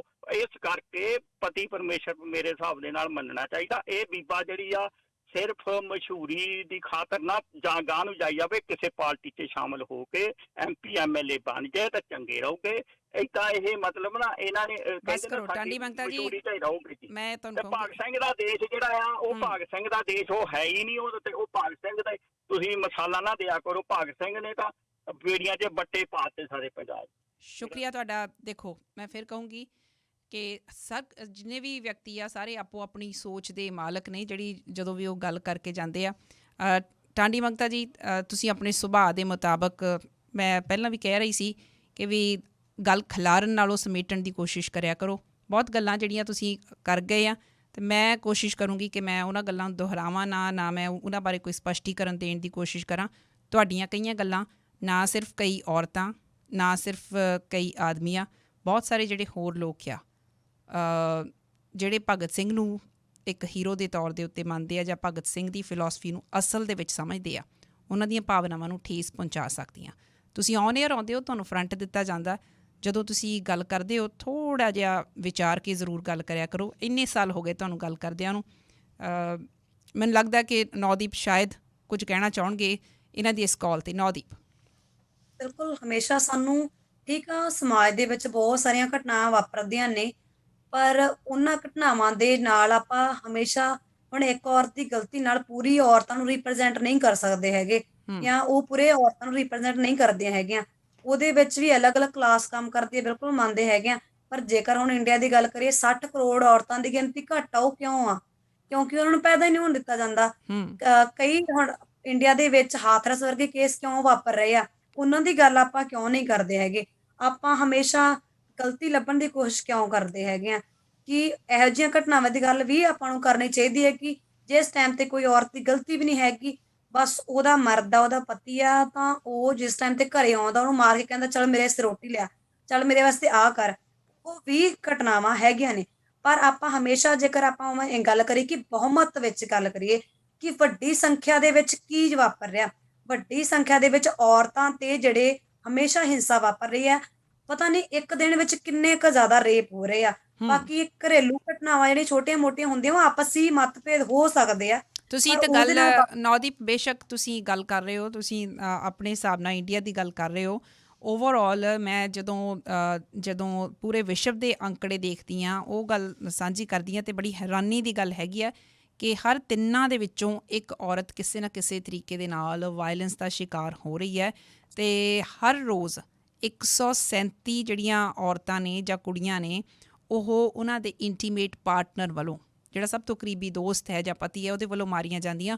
ਬਾਕੀ ਟਾਂਡੀ ਮੰਗਤਾ ਜੀ ਆਉਣ ਜਾਂ ਕੋਈ ਹੋਰ ਕਾਲਰ ਗੱਲ ਕਰਨ, ਮੈਂ ਵੀ ਇਹ ਜ਼ਰੂਰ ਕਹਿਣਾ ਚਾਹੂੰਗੀ ਕਿ ਤੱਥਾਂ ਦੇ ਉੱਤੇ ਆਧਾਰਿਤ ਗੱਲ ਕਰਿਆ ਕਰੋ, ਥੋੜ੍ਹਾ ਜਿਹਾ ਬਾਇਸਡ ਨਾ ਹੋ ਜਾਇਆ ਕਰੋ, ਇੱਕ ਪਾਸੇ ਨੂੰ ਨਹੀਂ ਵਹਿ ਜਾਣਾ ਚਾਹੀਦਾ ਹੁੰਦਾ। ਅਗਲੇ ਸਾਡੇ ਲਿਸਨਰ ਨੇ ਪਰਮਿੰਦਰ ਸਵੈਤ ਜੀ। ਹਾਂਜੀ, ਮੈਂ ਤਾਂ ਨੌਦੀਪ ਨੂੰ ਹੌਸਲਾ ਹੀ ਦੇਣਾ ਚਾਹੁੰਦੀ ਹਾਂ ਕਿ ਉਹ ਬਹੁਤ ਸਹੀ ਟਰੈਕ ਤੇ ਜਾ ਰਹੀ ਆ। ਉਹਦੇ ਨਾਲ ਜੋ ਕੁਝ ਵਾਪਰਿਆ ਜਾਂ ਉਹਨਾਂ ਦੇ ਸ਼ੁਰੂ ਤੋਂ ਲੈ ਕੇ, ਉਹਨਾਂ ਦੇ ਬਚਪਨ ਤੋਂ ਲੈ ਕੇ ਉਹਨਾਂ ਦੀ ਮਦਰ ਦੇ ਨਾਲ ਜੋ ਕੁਝ ਹੋਇਆ, ਵੀ ਉਹਦੇ ਹਿਸਾਬ ਦੇ ਨਾਲ ਕਈ ਵਾਰੀ ਏਦਾਂ ਵੀ ਉਹਨਾਂ ਦੇ ਜ਼ਿੰਦਗੀ ਦੇ ਵਿੱਚ ਬਹੁਤ ਉਤਰਾਅ ਚੜ੍ਹਾਅ ਆਏ ਨੇ, ਤੇ ਜੇਲ੍ਹਾਂ ਵੀ ਕੱਟੀਆਂ ਨੇ। ਉਹਨੇ ਦੇਖਿਆ ਵੀ ਆ ਸਾਰਾ ਕੁਛ ਆਲੇ ਦੁਆਲੇ, ਨਾਲੇ ਉਹਨੂੰ ਖਿੱਚਣ ਧੂਣ ਦੀ ਵੀ ਕੋਸ਼ਿਸ਼ ਕੀਤੀ ਗਈ ਆ। ਪਰ ਮੈਂ ਅੱਜ ਇਹ ਬੇਟੀ ਦਾ ਸੁਣ ਕੇ ਨਾ ਸਾਰਾ ਕੁਛ, ਵੀ ਜਿਹੜੀ ਗੱਲ ਤੇ ਇਹ ਗੱਲ ਅਸਲ ਵਿੱਚ ਇਹ ਸਹੀ ਰਾਹ ਤੇ ਆ। ਤੇ ਏਦਾਂ ਹੀ ਕੁੜੀਆਂ ਨੂੰ ਦ੍ਰਿੜਤਾ ਦੇ ਨਾਲ ਆਪਾਂ, ਕਿਉਂਕਿ ਆਲਾ ਦੁਆਲਾ ਜਿਹੜਾ ਬਹੁਤ ਕੁਛ ਹੈਗਾ, ਜਿਹੜਾ ਜਿਵੇਂ ਇੱਥੇ ਆਪਣੇ ਢਾਂਡੀ ਮੰਗਤਾ ਜਿਹਦਾ ਸੁਭਾਅ ਹੀ ਹੈ, ਉਹਨੇ ਲੈ ਕੇ ਹੀ ਜਾਣੀ ਹੁੰਦੀ ਆ ਗੱਲ ਕਿਧਰੇ ਹੋਰ ਨੂੰ। ਪਰ ਇਹ ਗੱਲਾਂ ਨੇ ਜਿਹੜੀਆਂ ਇਹ ਜੇ ਰੋੜੇ ਬੱਟੇ ਮਾੜੇ ਮੋਟੇ ਆਉਂਦੇ ਰਹਿੰਦੇ ਆ, ਪਰ ਜਿੰਨਾ ਮੈਂ ਇਹਦਾ ਹੌਸਲਾ ਦੇਖਦੀ ਹਾਂ, ਇਹ ਸਾਰਿਆਂ ਨੂੰ ਹੁੰਝ ਕੇ ਜ਼ਰੂਰ ਲੈ ਕੇ ਜਾਊਗੀ। ਤੇ ਇਹਦੇ ਨਾਲ ਦੀਆਂ ਇਹਦੀਆਂ ਹੋਰ ਭੈਣਾਂ ਜਿਹੜੀਆਂ, ਕਿਉਂਕਿ ਅਸੀਂ ਤਾਂ ਹੁਣ ਲੰਘ ਚੁੱਕੇ ਲੋਕ ਹਾਂ, ਪਰ ਇਹ ਜਿਹੜਾ ਬੱਚਿਆਂ ਦਾ, ਯੂਥ ਦਾ, ਜਿਹੜੇ ਨਵੀਂ ਪੀੜ੍ਹੀ ਆ ਰਹੀ ਆ, ਇਹਨਾਂ ਕੁੜੀਆਂ ਦੀ ਇਹ ਜ਼ਰੂਰ ਤਬਦੀਲੀ ਕਰਨਗੀਆਂ ਤੇ ਸਮਾਜ ਨੂੰ ਬਰਾਬਰ ਕਰਨ ਦੇ ਵਿੱਚ ਹਰ ਪੱਖੋਂ ਬਰਾਬਰ, ਚਾਹੇ ਉਹ ਆਰਥਿਕ ਢਾਂਚਾ ਹੋਵੇ, ਚਾਹੇ ਸਮਾਜਿਕ ਹੋਵੇ, ਚਾਹੇ ਰਾਜਨੀਤਿਕ ਹੋਵੇ, ਚਾਹੇ ਮਤਲਬ ਜਿਹੜਾ ਸਾਡਾ ਸੱਭਿਆਚਾਰਕ ਵੀ ਹੋਵੇ, ਸਾਰੇ ਪਾਸਿਓਂ ਇਹ ਕੁੜੀਆਂ ਬਰਾਬਰ ਲੈ ਕੇ ਆਉਣਗੀਆਂ। ਮੈਂ ਤਾਂ ਇਹਨੂੰ ਵਧਾਈ ਦੇਣਾ ਚਾਹੁੰਦੀ ਹਾਂ ਕਿ ਇਹ ਬਹੁਤ ਵਧੀਆ ਇਹਨੇ ਅੱਜ ਗੱਲ ਕੀਤੀ ਆ ਤੇ ਸਾਡੀਆਂ ਜਿਹੜੀਆਂ ਕੁੜੀਆਂ ਨੇ ਇਹ ਤੋਂ ਬਹੁਤ ਸੇਧ ਲੈਣਗੀਆਂ ਤੇ ਸਾਨੂੰ ਵੀ ਪਤਾ ਲੱਗਿਆ ਕਿ ਬੇਸ਼ੱਕ ਇਹ ਉੱਥੇ ਇੰਡੀਆ ਦੀ ਗੱਲ ਆ, ਇੱਥੇ ਵੀ ਉਹੀ ਕੁਛ ਆ ਜੀ ਬਿਲਕੁਲ। ਸਮਾਜ ਦੇ ਵਿੱਚ ਜਿਹੜਾ ਪਾੜਾ ਉਹ ਏਦਾਂ ਹੀ ਆ, ਉਹ ਦੇਖਣ ਨੂੰ ਹੀ ਆ। ਇੱਥੇ ਤਾਂ ਸਗੋਂ ਅਸੀਂ ਦੂਰੀ ਤੀਰੀ ਗੁਲਾਮੀ ਆ ਸਾਡੀ, ਅਸੀਂ ਬਾਹਰ ਕੰਮ ਵੀ ਕਰਕੇ ਆਉਂਦੀਆਂ ਨੇ ਕੁੜੀਆਂ, ਘਰ ਆ ਕੇ ਕੰਮ ਵੀ ਕਰਦੀਆਂ ਨੇ, ਬੱਚੇ ਵੀ ਪਾਲਦੀਆਂ ਨੇ। ਉੱਥੇ ਤਾਂ ਜੀ ਏਦਾਂ ਹੈਗਾ, ਅਜੇ ਥੋੜਾ ਹੈ ਜਿੱਦਾਂ, ਫੇਰ ਵੀ ਵੱਧ ਟਾਈਮ ਅਸੀਂ ਉੱਥੇ ਕੁੜੀਆਂ ਨੇ ਜਿਹੜੀਆਂ ਜੇ ਜੌਬ ਕਰਦੀਆਂ ਨੇ ਉਹਨਾਂ ਨੂੰ ਕੰਮ ਕਰਨ ਵਾਲੀਆਂ ਮਿਲ ਜਾਂਦੀਆਂ ਨੇ, ਉਹ ਇੱਥੇ ਤਾਂ ਉਹ ਵੀ ਨਹੀਂ ਹੁੰਦਾ। ਬਿਲਕੁਲ, ਬਹੁਤ ਬਹੁਤ ਸ਼ੁਕਰੀਆ। ਇੱਥੇ ਦੇ ਜਿਹੜੇ ਹਾਲਾਤ ਨੇ, ਮੈਂ ਉਸ ਹਿਸਾਬ ਨਾਲ ਕਹਿੰਦੀ ਹਾਂ, ਮੈਂ ਕੁੜੀ ਨੂੰ ਇਹਨੂੰ ਹੌਸਲਾ ਅਫਜ਼ਾਈ ਨਵਦੀਪ ਨੂੰ ਦੇਣਾ ਚਾਹੁੰਦੀ ਹਾਂ। ਹਾਂਜੀ, ਥੈਂਕ ਯੂ ਨਵਜੋਤ। ਸ਼ੁਕਰੀਆ ਤੁਹਾਡਾ ਪਰਮਿੰਦਰ ਜੀ। ਸਮਾਂ ਮੇਰੇ ਕੋਲ ਬਹੁਤ ਥੋੜਾ ਤੇ ਕਾਲਰਸ ਕਾਫੀ ਗੱਲ ਕਰਨਾ ਚਾਹੁੰਦੇ ਆ। ਅਵਤਾਰ ਸਿੰਘ ਜੀ। ਸਤਿ ਸ਼੍ਰੀ ਅਕਾਲ ਨਵਜੋਤ। ਸਤਿ ਸ਼੍ਰੀ ਅਕਾਲ ਜੀ। ਜਿਹੜੀ ਸਾਰਿਆਂ ਤੋਂ ਵੱਡੀ ਚੀਜ਼ ਹੈ ਜਿਹੜੀ ਹੁਣ ਇਸ ਵੇਲੇ ਆਪਾਂ ਇੱਕ ਚੀਜ਼ ਕਿਸਾਨ ਅੰਦੋਲਨ ਨੇ ਸਾਨੂੰ ਦੱਸੀ ਆ ਵੀ ਜੇ ਕੋਈ ਵੀ ਹੈਗਾ ਉਹਨੂੰ ਆਰਗੇਨਾਈਜ਼ ਕਰਕੇ ਤੁਸੀਂ ਸਟੇਟ ਦੇ ਅਗੇਂਸਟ ਖੜ ਸਕਦੇ ਆ। ਇਸ ਤਰ੍ਹਾਂ ਇਹਨਾਂ ਨੂੰ ਚਾਹੀਦਾ ਵੀ ਭਾਵੇਂ ਟ੍ਰੇਡ ਯੂਨੀਅਨਸ ਦੇ, ਮੈਂ ਵੀ ਇੰਡੀਆ ਰਿਹਾ, ਮੈਂ ਵੀ ਮਤਲਬ ਕਾਫੀ ਇਨਵੋਲਵ ਰਿਹਾ ਇਹਨਾਂ ਚੀਜ਼ਾਂ ਦੇ ਵਿੱਚ ਜੀ, ਭਾਵੇਂ ਟ੍ਰੇਡ ਯੂਨੀਅਨਸ ਦੇ ਆਪਣੇ ਡਿਫਰੈਂਟ ਖਿਆਲ ਆ, ਕਿਸਾਨ ਜਥੇਬੰਦੀਆਂ ਵੀ 450, 472, 75 ਦੇ ਲਾਗੇ ਉਹਨਾਂ ਦੇ ਵੀ ਆਪੋ ਆਪਣੇ ਸੀ। ਉਹਨਾਂ ਨੂੰ ਇੱਕ ਪਲੇਟਫਾਰਮ ਤੇ ਜਦੋਂ ਤਾਈਂ ਤੁਸੀਂ ਸਾਰੀਆਂ ਟ੍ਰੇਡ ਯੂਨੀਅਨਸ ਨੂੰ ਤਾਂ ਜਿੰਨੇ ਦਲਿਤ ਆ ਉਹਨਾਂ ਨੂੰ ਇੱਕ ਪਲੇਟਫਾਰਮ ਤੇ ਨਹੀਂ ਲਿਆਉਂਦੇ ਉਨੀ ਦੇਰ ਤਾਈਂ ਕੁਝ ਵੀ ਅਚੀਵ ਕਰਨਾ ਪੋਸੀਬਲ ਨਹੀਂ। ਉੱਥੇ ਮਤਲਬ ਗ੍ਰਾਸ ਰੂਟ ਲੈਵਲ ਤੇ ਕੰਮ ਕਰਕੇ ਤੁਸੀਂ ਉੱਥੇ ਲਿਆਓ ਲੋਕਾਂ ਨੂੰ। ਮਤਲਬ ਇਹਦੇ ਵਿੱਚ ਕੋਈ ਸ਼ੱਕ ਨਹੀਂ, ਦਲਿਤ ਨਾਲ ਬਹੁਤ ਧੱਕਾ ਹੁੰਦਾ। ਮੈਂ ਭਾਵੇਂ ਮਤਲਬ ਜੱਟ ਸਮਾਜ ਨੂੰ ਬਿਲੋਂਗ ਕਰਦਾ, ਪਰ ਮਤਲਬ ਮੈਂ ਪੰਜਾਬ 'ਚ ਘੱਟ ਹੁੰਦਾ ਪਰ ਫਿਰ ਵੀ ਬਹੁਤ ਹੁੰਦਾ। ਮੈਂ ਦੁਆਬੇ ਨੂੰ ਬਿਲੋਂਗ ਕਰਦਾ, ਦੁਆਬੇ 'ਚ ਬਿਲਕੁਲ ਘੱਟ ਹੁੰਦਾ ਕਿਉਂਕਿ ਦੁਆਬੇ ਦੇ ਵਿੱਚ ਬਹੁਤ ਜ਼ਿਆਦਾ ਜਿਹੜੇ ਦਲਿਤ ਆ ਉਹ ਕਾਫੀ ਵੈਲ ਟੂ ਡੂ ਆ, ਜਾਂ ਦਲਿਤਾਂ ਦੀ ਪਾਪੂਲੇਸ਼ਨ ਬਹੁਤ ਆ, ਇਸ ਕਰਕੇ ਬਾਹਲਾ ਨਹੀਂ ਹੈਗਾ। ਪਰ ਫਿਰ ਵੀ ਹੁੰਦਾ ਕਿਸੇ ਲੈਵਲ ਤੇ। ਮੈਂ ਆਪਣੇ ਆਪ ਨੂੰ ਜੇ ਬੈਕ ਕਰਾਂ, ਮੇਰੇ ਨਾਲ ਮਤਲਬ ਜੇ ਬਰਾਬਰ ਦੇ ਪੜ੍ਹਦੇ ਬੱਚੇ ਜਿਹੜੇ ਦਲਿਤ ਦੇ ਉਹ ਅੱਗੇ ਨਹੀਂ ਜਾ ਸਕੇ ਕਿਉਂਕਿ ਉਹਨਾਂ ਕੋਲ ਰਿਸੋਰਸਿਸ ਨਹੀਂ। Thank you so much. ਮੈਂ ਪਹੁੰਚ ਗਿਆ ਰਿਸੋਰਸਿਸ ਕਰਕੇ। ਇਸ ਨੂੰ ਆਰਗੇਨਾਈਜ਼ ਕਰਨ ਦੀ ਲੋੜ ਆ, ਇਹਦੇ ਉੱਤੇ ਆਰਗੇਨਾਈਜ਼ ਕਰਕੇ ਚੱਲੋ, ਇਹਨੂੰ ਗ੍ਰਾਸ ਰੂਟ ਲੈਵਲ ਤੇ ਆਰਗੇਨਾਈਜ਼ ਕਰੋ ਤਾਂ ਆਪਾਂ ਸਕਸੀਡ ਕਰਾਂਗੇ ਇੱਕ ਦਿਨ। Thank you so much. Thank you Avtar ji. Karan ਜੀ। ਹੈਲੋ, ਸਤਿ ਸ਼੍ਰੀ ਅਕਾਲ ਜੀ। ਸਤਿ ਸ਼੍ਰੀ ਅਕਾਲ ਕਰਨ। ਹਾਂਜੀ, ਪਹਿਲੀ ਗੱਲ ਤਾਂ ਮੈਂ ਪਹਿਲੀ ਵਾਰ ਫੋਨ ਕਰ ਰਿਹਾ ਹੈਗਾ। ਵੈਸੇ ਮੈਂ ਨਾ ਤੁਹਾਡੀ ਮੰਗਤਾ ਜੀ ਦੀ ਗੱਲ ਸੁਣ ਕੇ ਫੋਨ ਕੀਤਾ। ਐਡੀ ਵੱਡੀ ਡਿਸਟਰੈਕਸ਼ਨ ਹੈ ਨਾ ਇਹ ਬੰਦਾ, ਸਾਰੇ ਟੌਪਿਕ ਦਾ ਫਾਹਾ ਵੱਢਣ ਲਈ ਯਾਨੀ ਕਿ ਇੱਕ ਮਿੰਟ ਲਾਇਆ। ਚਲੋ ਆਪਾਂ ਡਿਸਟਰੈਕਟ ਨਹੀਂ ਹੁੰਦੇ, ਆਪਾਂ ਨਹੀਂ ਹੁੰਦੇ ਡਿਸਟਰੈਕਟ। ਹਾਂਜੀ, ਕਿਉਂਕਿ 2-3 ਮਿੰਟ ਖਰਾਬ ਹੋ ਜਾਂਦੇ ਆ। ਬੜੀ ਵਧੀਆ ਕਨਵਰਸੇਸ਼ਨ ਚੱਲ ਰਹੀ ਹੈ। ਪਹਿਲੀ ਗੱਲ ਤਾਂ ਨੌਦੀਪ ਨੂੰ ਮੈਂ ਸਲੂਟ ਕਰੂੰਗਾ, very well done whatever she have done, ਹਨਾ, ਬਹੁਤ ਵਧੀਆ ਕੰਮ ਕੀਤਾ। ਇੱਥੇ ਬੈਠ ਕੇ ਬਾਹਰਲੇ ਮੁਲਕਾਂ 'ਚ ਗੱਲਾਂ ਕਰਨੀਆਂ ਸੌਖੀਆਂ ਨੇ ਤੇ ਗਰਾਊਂਡ ਤੇ ਜਾ ਕੇ ਲੜਨਾ ਬਹੁਤ ਵੱਡੀ ਗੱਲ ਆ। ਬਿਲਕੁਲ, ਉਹਨਾਂ ਨੇ ਉਹ ਕਰਕੇ ਦਿਖਾਇਆ। ਉੱਥੇ ਮੈਜੋਰਿਟੀ ਹੈ ਜੀ ਉਸ ਗਵਰਨਮੈਂਟ ਦੀ ਇੰਡੀਆ ਦੇ ਵਿੱਚ, ਠੀਕ ਆ। ਗੁੰਡਾ ਰਾਜ ਚੱਲ ਰਿਹਾ ਉੱਥੇ ਮੱਥਾ ਲਾਉਣਾ ਬਹੁਤ ਵੱਡੀ ਗੱਲ ਆ। Thank you Nodeep, thank you for whatever you have done ਤੇ thank you for standing for the minorities too। ਸ਼ੁਕਰੀਆ ਜੀ, ਥੈਂਕ ਯੂ। ਸ਼ੁਕਰੀਆ। ਮੈਂ ਲਾਸਟ ਕਾਲਰ ਲੈ ਰਹੀ ਹਾਂ, ਸੁਰਜੀਤ ਸੰਧੂ ਜੀ। ਹਾਂਜੀ ਨਵਜੋਤ ਜੀ, ਸਤਿ ਸ਼੍ਰੀ ਅਕਾਲ। ਸਤਿ ਸ਼੍ਰੀ ਅਕਾਲ ਜੀ। ਹਾਂਜੀ ਨਵਜੋਤ, ਮੈਂ ਤਾਂ ਦੋ ਕੁ ਗੱਲਾਂ ਹੀ ਕਰਨੀਆਂ ਹੈਗੀਆਂ। ਇੱਕ ਤਾਂ ਜਿਹੜਾ ਤੁਸੀਂ ਕਹਿੰਦੇ ਆ ਵੀ ਆਪਣਾ ਕਹਾਵਤ ਹੈਗੀ ਆ ਵੀ ਔਰਤ ਦੀ ਦੁਸ਼ਮਣ ਹੈਗੀ ਆ। ਵੈਸੇ ਇਹਦੇ 'ਚ ਜਾਣੀ ਕਿ ਮੈਂ ਇੱਦਾਂ ਨਹੀਂ ਹੈਗਾ ਵੀ ਇਹਨੂੰ ਸੁਣੀ ਸੁਣਾਈ ਗੱਲ ਕਰਦਾ ਵੀ ਆਪਣੇ ਘਰ 'ਚ ਇਹ ਦੇਖੋ ਵੀ ਤੁਸੀਂ ਕੀ ਹੁੰਦਾ ਹੈ, ਹਰੇਕ ਨੂੰ ਪਤਾ ਹੈ ਨਾ। ਸੁਰਜੀਤ ਜੀ, ਮੈਂ ਦੱਸਦੀ ਹਾਂ। ਸੁਰਜੀਤ ਜੀ, ਇੱਕ ਗੱਲ ਕਰਨਾ ਚਾਹੁੰਦੀ ਹਾਂ, ਮਾਫੀ ਚਾਹੁੰਦੀ ਹਾਂ ਕਿਉਂਕਿ ਸਮਾਂ ਥੋੜਾ ਜਿਹਾ ਗੱਲ ਸਮੇਟਣ ਦੀ ਕੋਸ਼ਿਸ਼ ਕਰਿਓ। ਜੇ ਕੋਈ ਨੌਦੀਪ ਲਈ ਸਵਾਲ ਹੈਗਾ ਉਹ ਕਰ ਲਓ ਕਿਉਂਕਿ ਮੈਂ ਆਉਂਦੇ ਦਿਨ ਜਿਹੜੇ ਆ ਨਾ, ਬਾਕੀ ਮੈਂ ਇਹ ਗੱਲ ਚੱਲਦੀ ਰੱਖਣੀ ਆ। ਹਾਂਜੀ ਹਾਂਜੀ ਹਾਂਜੀ। ਨੌਦੀਪ ਲਈ ਤਾਂ ਕੀ ਹੈਗੀ ਆ ਵੀ ਮੈਂ ਚਲੋ ਬੰਦੇ ਦਾ ਪਤਾ ਨਹੀਂ ਲੱਗਦਾ ਹੈਗਾ ਕਿੱਦਾਂ ਦੇ ਸੁਭਾਅ ਆ ਉਹਦਾ, ਟਾਕ ਕਰਦਾ ਹੈਗਾ, ਹਰੇਕ ਆਪੋ ਆਪਣੇ ਥਾਂ ਤੇ ਠੀਕ ਹੁੰਦਾ। ਪਰ ਮੇਰੀ ਆਪਣੇ ਪਿੰਡ ਦੇ ਵਿੱਚ ਕੋਸ਼ਿਸ਼ ਆ, ਮੈਂ ਇਹਨਾਂ ਨੂੰ ਨੌਦੀਪ ਨੂੰ ਦੱਸਦਾ ਹੈਗਾ ਆ ਵੀ ਕੋਸ਼ਿਸ਼ ਹੈਗੀ ਆ ਵੀ ਮੈਂ ਜਿਹੜਾ ਉੱਥੇ ਦਾ ਸਾਡੇ ਪ੍ਰਧਾਨ ਹੈਗਾ ਦਲਿਤ ਦਾ, ਕਹਿ ਲਓ, ਮੈਂ ਤਾਂ ਕਹਿਣਾ ਵੀ ਨਹੀਂ ਚਾਹੁੰਦਾ ਹੈਗਾ ਵੀ ਮੈਂ ਤਾਂ ਉਹਨੂੰ ਭਰਾਵਾਂ ਦੇ ਤੌਰ ਤੇ ਸਮਝਦਾ ਤੇ ਮੈਂ ਉਹਨਾਂ ਨੂੰ ਸਾਰੇ ਕਹਾਣੀ ਦੱਸੀ ਹੈਗੀ ਆ ਵੀ ਕਿੱਦਾਂ ਤੁਸੀਂ ਪਿੱਛੇ ਰਹੀ ਜਾਂਦੇ ਹੈਗੇ ਆ ਜਾਂ ਕਿਉਂ ਆ, ਤੁਸੀਂ ਖੁਦ ਚਾਂਸ ਅਗਲੇ ਨੂੰ ਦੇ ਰਹੇ ਹੈਗੇ ਆ ਨਾ। ਤੇ ਮੈਂ ਕਿਹਾ ਵੀ ਤੁਸੀਂ ਵੀ ਆਪਣੇ ਬੱਚਿਆਂ ਨੂੰ ਸਾਡੇ ਬਰਾਬਰ ਲਿਆਓ ਹਨਾ। ਉਹਨਾਂ ਨੂੰ ਜਿਹੜਾ ਇਹ ਕਈ ਵਾਰੀ ਇੱਕ ਕਿਸਮ ਦਾ ਦਿਮਾਗ 'ਚ ਹੀ ਬੈਠਾ ਹੈਗਾ ਵੀ ਜੱਟ ਖਰਿਆ ਜੱਟ ਆ ਨਾ, ਉਹਨਾਂ ਦੇ ਜੱਟ ਦੇ ਕਦੀ ਨਹੀਂ ਦਿਮਾਗ 'ਚ ਹੁੰਦਾ, ਕਿਸਾਨਾਂ ਦੇ ਕਦੀ ਕੁਛ ਨਹੀਂ ਹੁੰਦਾ ਹੈਗਾ। ਕਈ ਵਾਰੀ ਗਰੀਬ ਆਪਣੇ ਆਪ ਨੂੰ ਹੀ ਸੋਚ ਲੈਂਦਾ ਹੈ, ਜੇ ਉਹਨੂੰ ਆਪਾਂ ਕਹਿੰਦੇ ਥੋੜਾ ਜਿਹਾ ਰਾਹ ਦੇ ਦੇ, ਉਹ ਕਹਿ ਦਿੰਦਾ ਖਰਿਆ ਮੈਂ ਗਰੀਬ ਹੀ ਆ ਹਨਾ।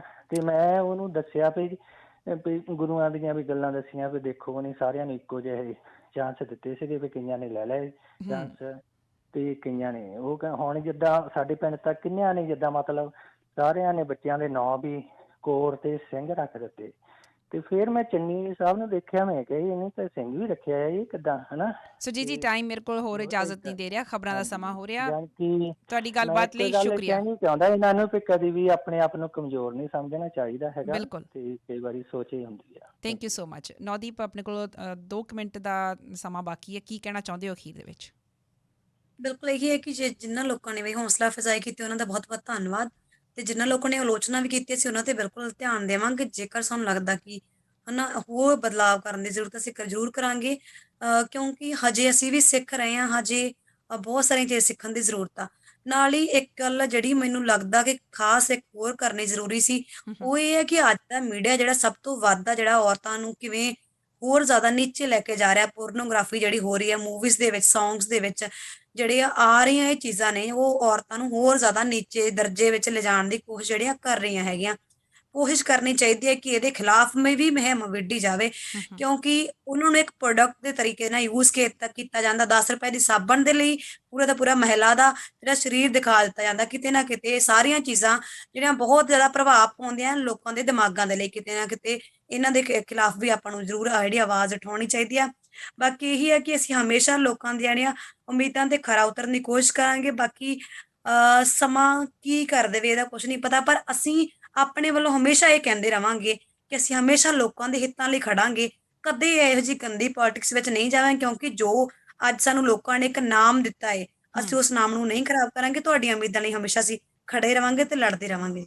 ਕਦੇ ਨੌਦੀਪ ਇਹ ਹੈ ਕਿ ਐਗਜ਼ਿਸਟਿੰਗ ਪਾਰਟੀਆਂ ਦੀ ਜਿਹੜੀ ਤੁਸੀਂ ਗੱਲ ਕਰ ਰਹੇ ਹੋ ਵੀ ਤੁਸੀਂ ਉਹਨਾਂ ਰਾਜਨੀਤਿਕ ਪਾਰਟੀਆਂ ਨੂੰ ਜੁਆਇਨ ਨਹੀਂ ਕਰੋਗੇ, ਕਦੇ ਹੋ ਸਕਦਾ ਕਿਉਂਕਿ ਹਲੇ 25-26 ਸਾਲ ਤੁਹਾਡੀ ਉਮਰ ਹੈ। In future you never know ਕਿ ਤੁਹਾਡੇ ਆਪਣੇ ਹੀ ਸੰਗਠਨ ਅਗਾਂਹ ਜਾ ਕੇ ਕੋਈ ਪਾਰਟੀਆਂ ਫਾਰਮ ਕਰਨ ਦੀ ਕੋਸ਼ਿਸ਼ ਕਰਨ, ਜਾਂ ਤੁਹਾਨੂੰ ਇਹ ਲੱਗੇ ਕਿ ਵੀ ਪੋਲੀਟਿਕਸ ਦੇ ਵਿੱਚ ਗਿਆ ਬਗੈਰ ਪਰਿਵਰਤਨ ਨਹੀਂ ਹੋ ਸਕਦਾ। ਤੁਹਾਨੂੰ ਲੱਗਦਾ ਕਿ ਕਿਤੇ ਦੂਰ ਸੰਭਾਵਨਾ ਹੋ ਸਕਦੀ ਹੈ ਕਿ ਮਾਈਂਡ ਸੈਟ ਚੇਂਜ ਤੁਹਾਡਾ ਆਪਣਾ ਵੀ ਹੋ ਜਾਵੇ?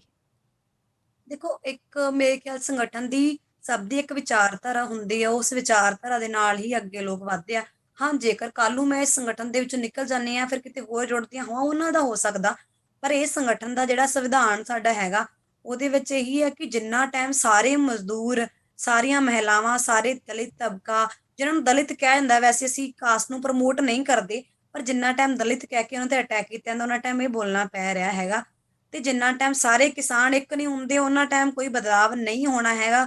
ਉਹਦੇ ਵਾਸਤੇ ਬਸ ਇੱਕ ਹੀ ਸਾਡੇ ਕੋਲ ਜਿਹੜਾ ਰਾਸਤਾ ਉਹ ਹੈਗਾ, ਗਰਾਊਂਡ ਦੇ ਵਿੱਚ ਜਾ ਕੇ ਲੋਕਾਂ ਨੂੰ ਤਿਆਰ ਕਰੀਏ, ਉਹਨਾਂ ਦੇ ਵਿੱਚੋਂ ਲੀਡਰ ਪੈਦਾ ਕਰੀਏ ਜਿਹੜੇ ਆਪਣੇ ਹੱਕਾਂ ਦੇ ਲਈ ਇਹੋ ਜਿਹੀ ਸਟੇਟ ਦੇ ਨਾਲ ਲੜਨ। ਕਿਉਂਕਿ ਹਮੇਸ਼ਾ ਸਾਡੀਆਂ ਸਰਕਾਰਾਂ ਜਿਹੜੀ ਅੱਜ ਪੁਲਿਸ ਆਰਮੀ ਜਿਹੜੀ ਯੂਜ਼ ਕਰ ਰਹੇ ਆ, ਉਹ ਸਿਰਫ ਇਹੋ ਜਿਹੇ ਕਾਨੂੰਨ ਲਿਆ ਕੇ ਥੋਪਣ ਲਈ ਕੰਮ ਕਰ ਰਹੀਆਂ, ਕੋਈ ਨਿਆਂ ਦੀ ਕੰਮ ਨਹੀਂ ਕਰ ਰਹੀਆਂ ਹੈਗਾ। ਤੇ ਇਹਨਾਂ ਦੇ ਖਿਲਾਫ ਹੀ ਆਵਾਜ਼ ਜਿਹੜੀ ਉਠਾਉਣੀ ਹੀ ਪੈਣੀ ਹੈ, ਬਸ ਇਹੀ ਸਾਡਾ ਕਹਿਣਾ ਹੈ ਜੀ। ਨੌਦੀਪ, ਬਹੁਤ ਬਹੁਤ ਸ਼ੁਕਰੀਆ ਸਮਾਂ ਕੱਢਣ ਦੇ ਲਈ। ਅਸੀਂ ਤੁਹਾਨੂੰ ਬੈਸਟ ਵਿਸ਼ੇਸ ਦਿੰਦੇ ਹਾਂ। Thank you so much. Thank you ਜੀ, ਥੈਂਕ ਯੂ।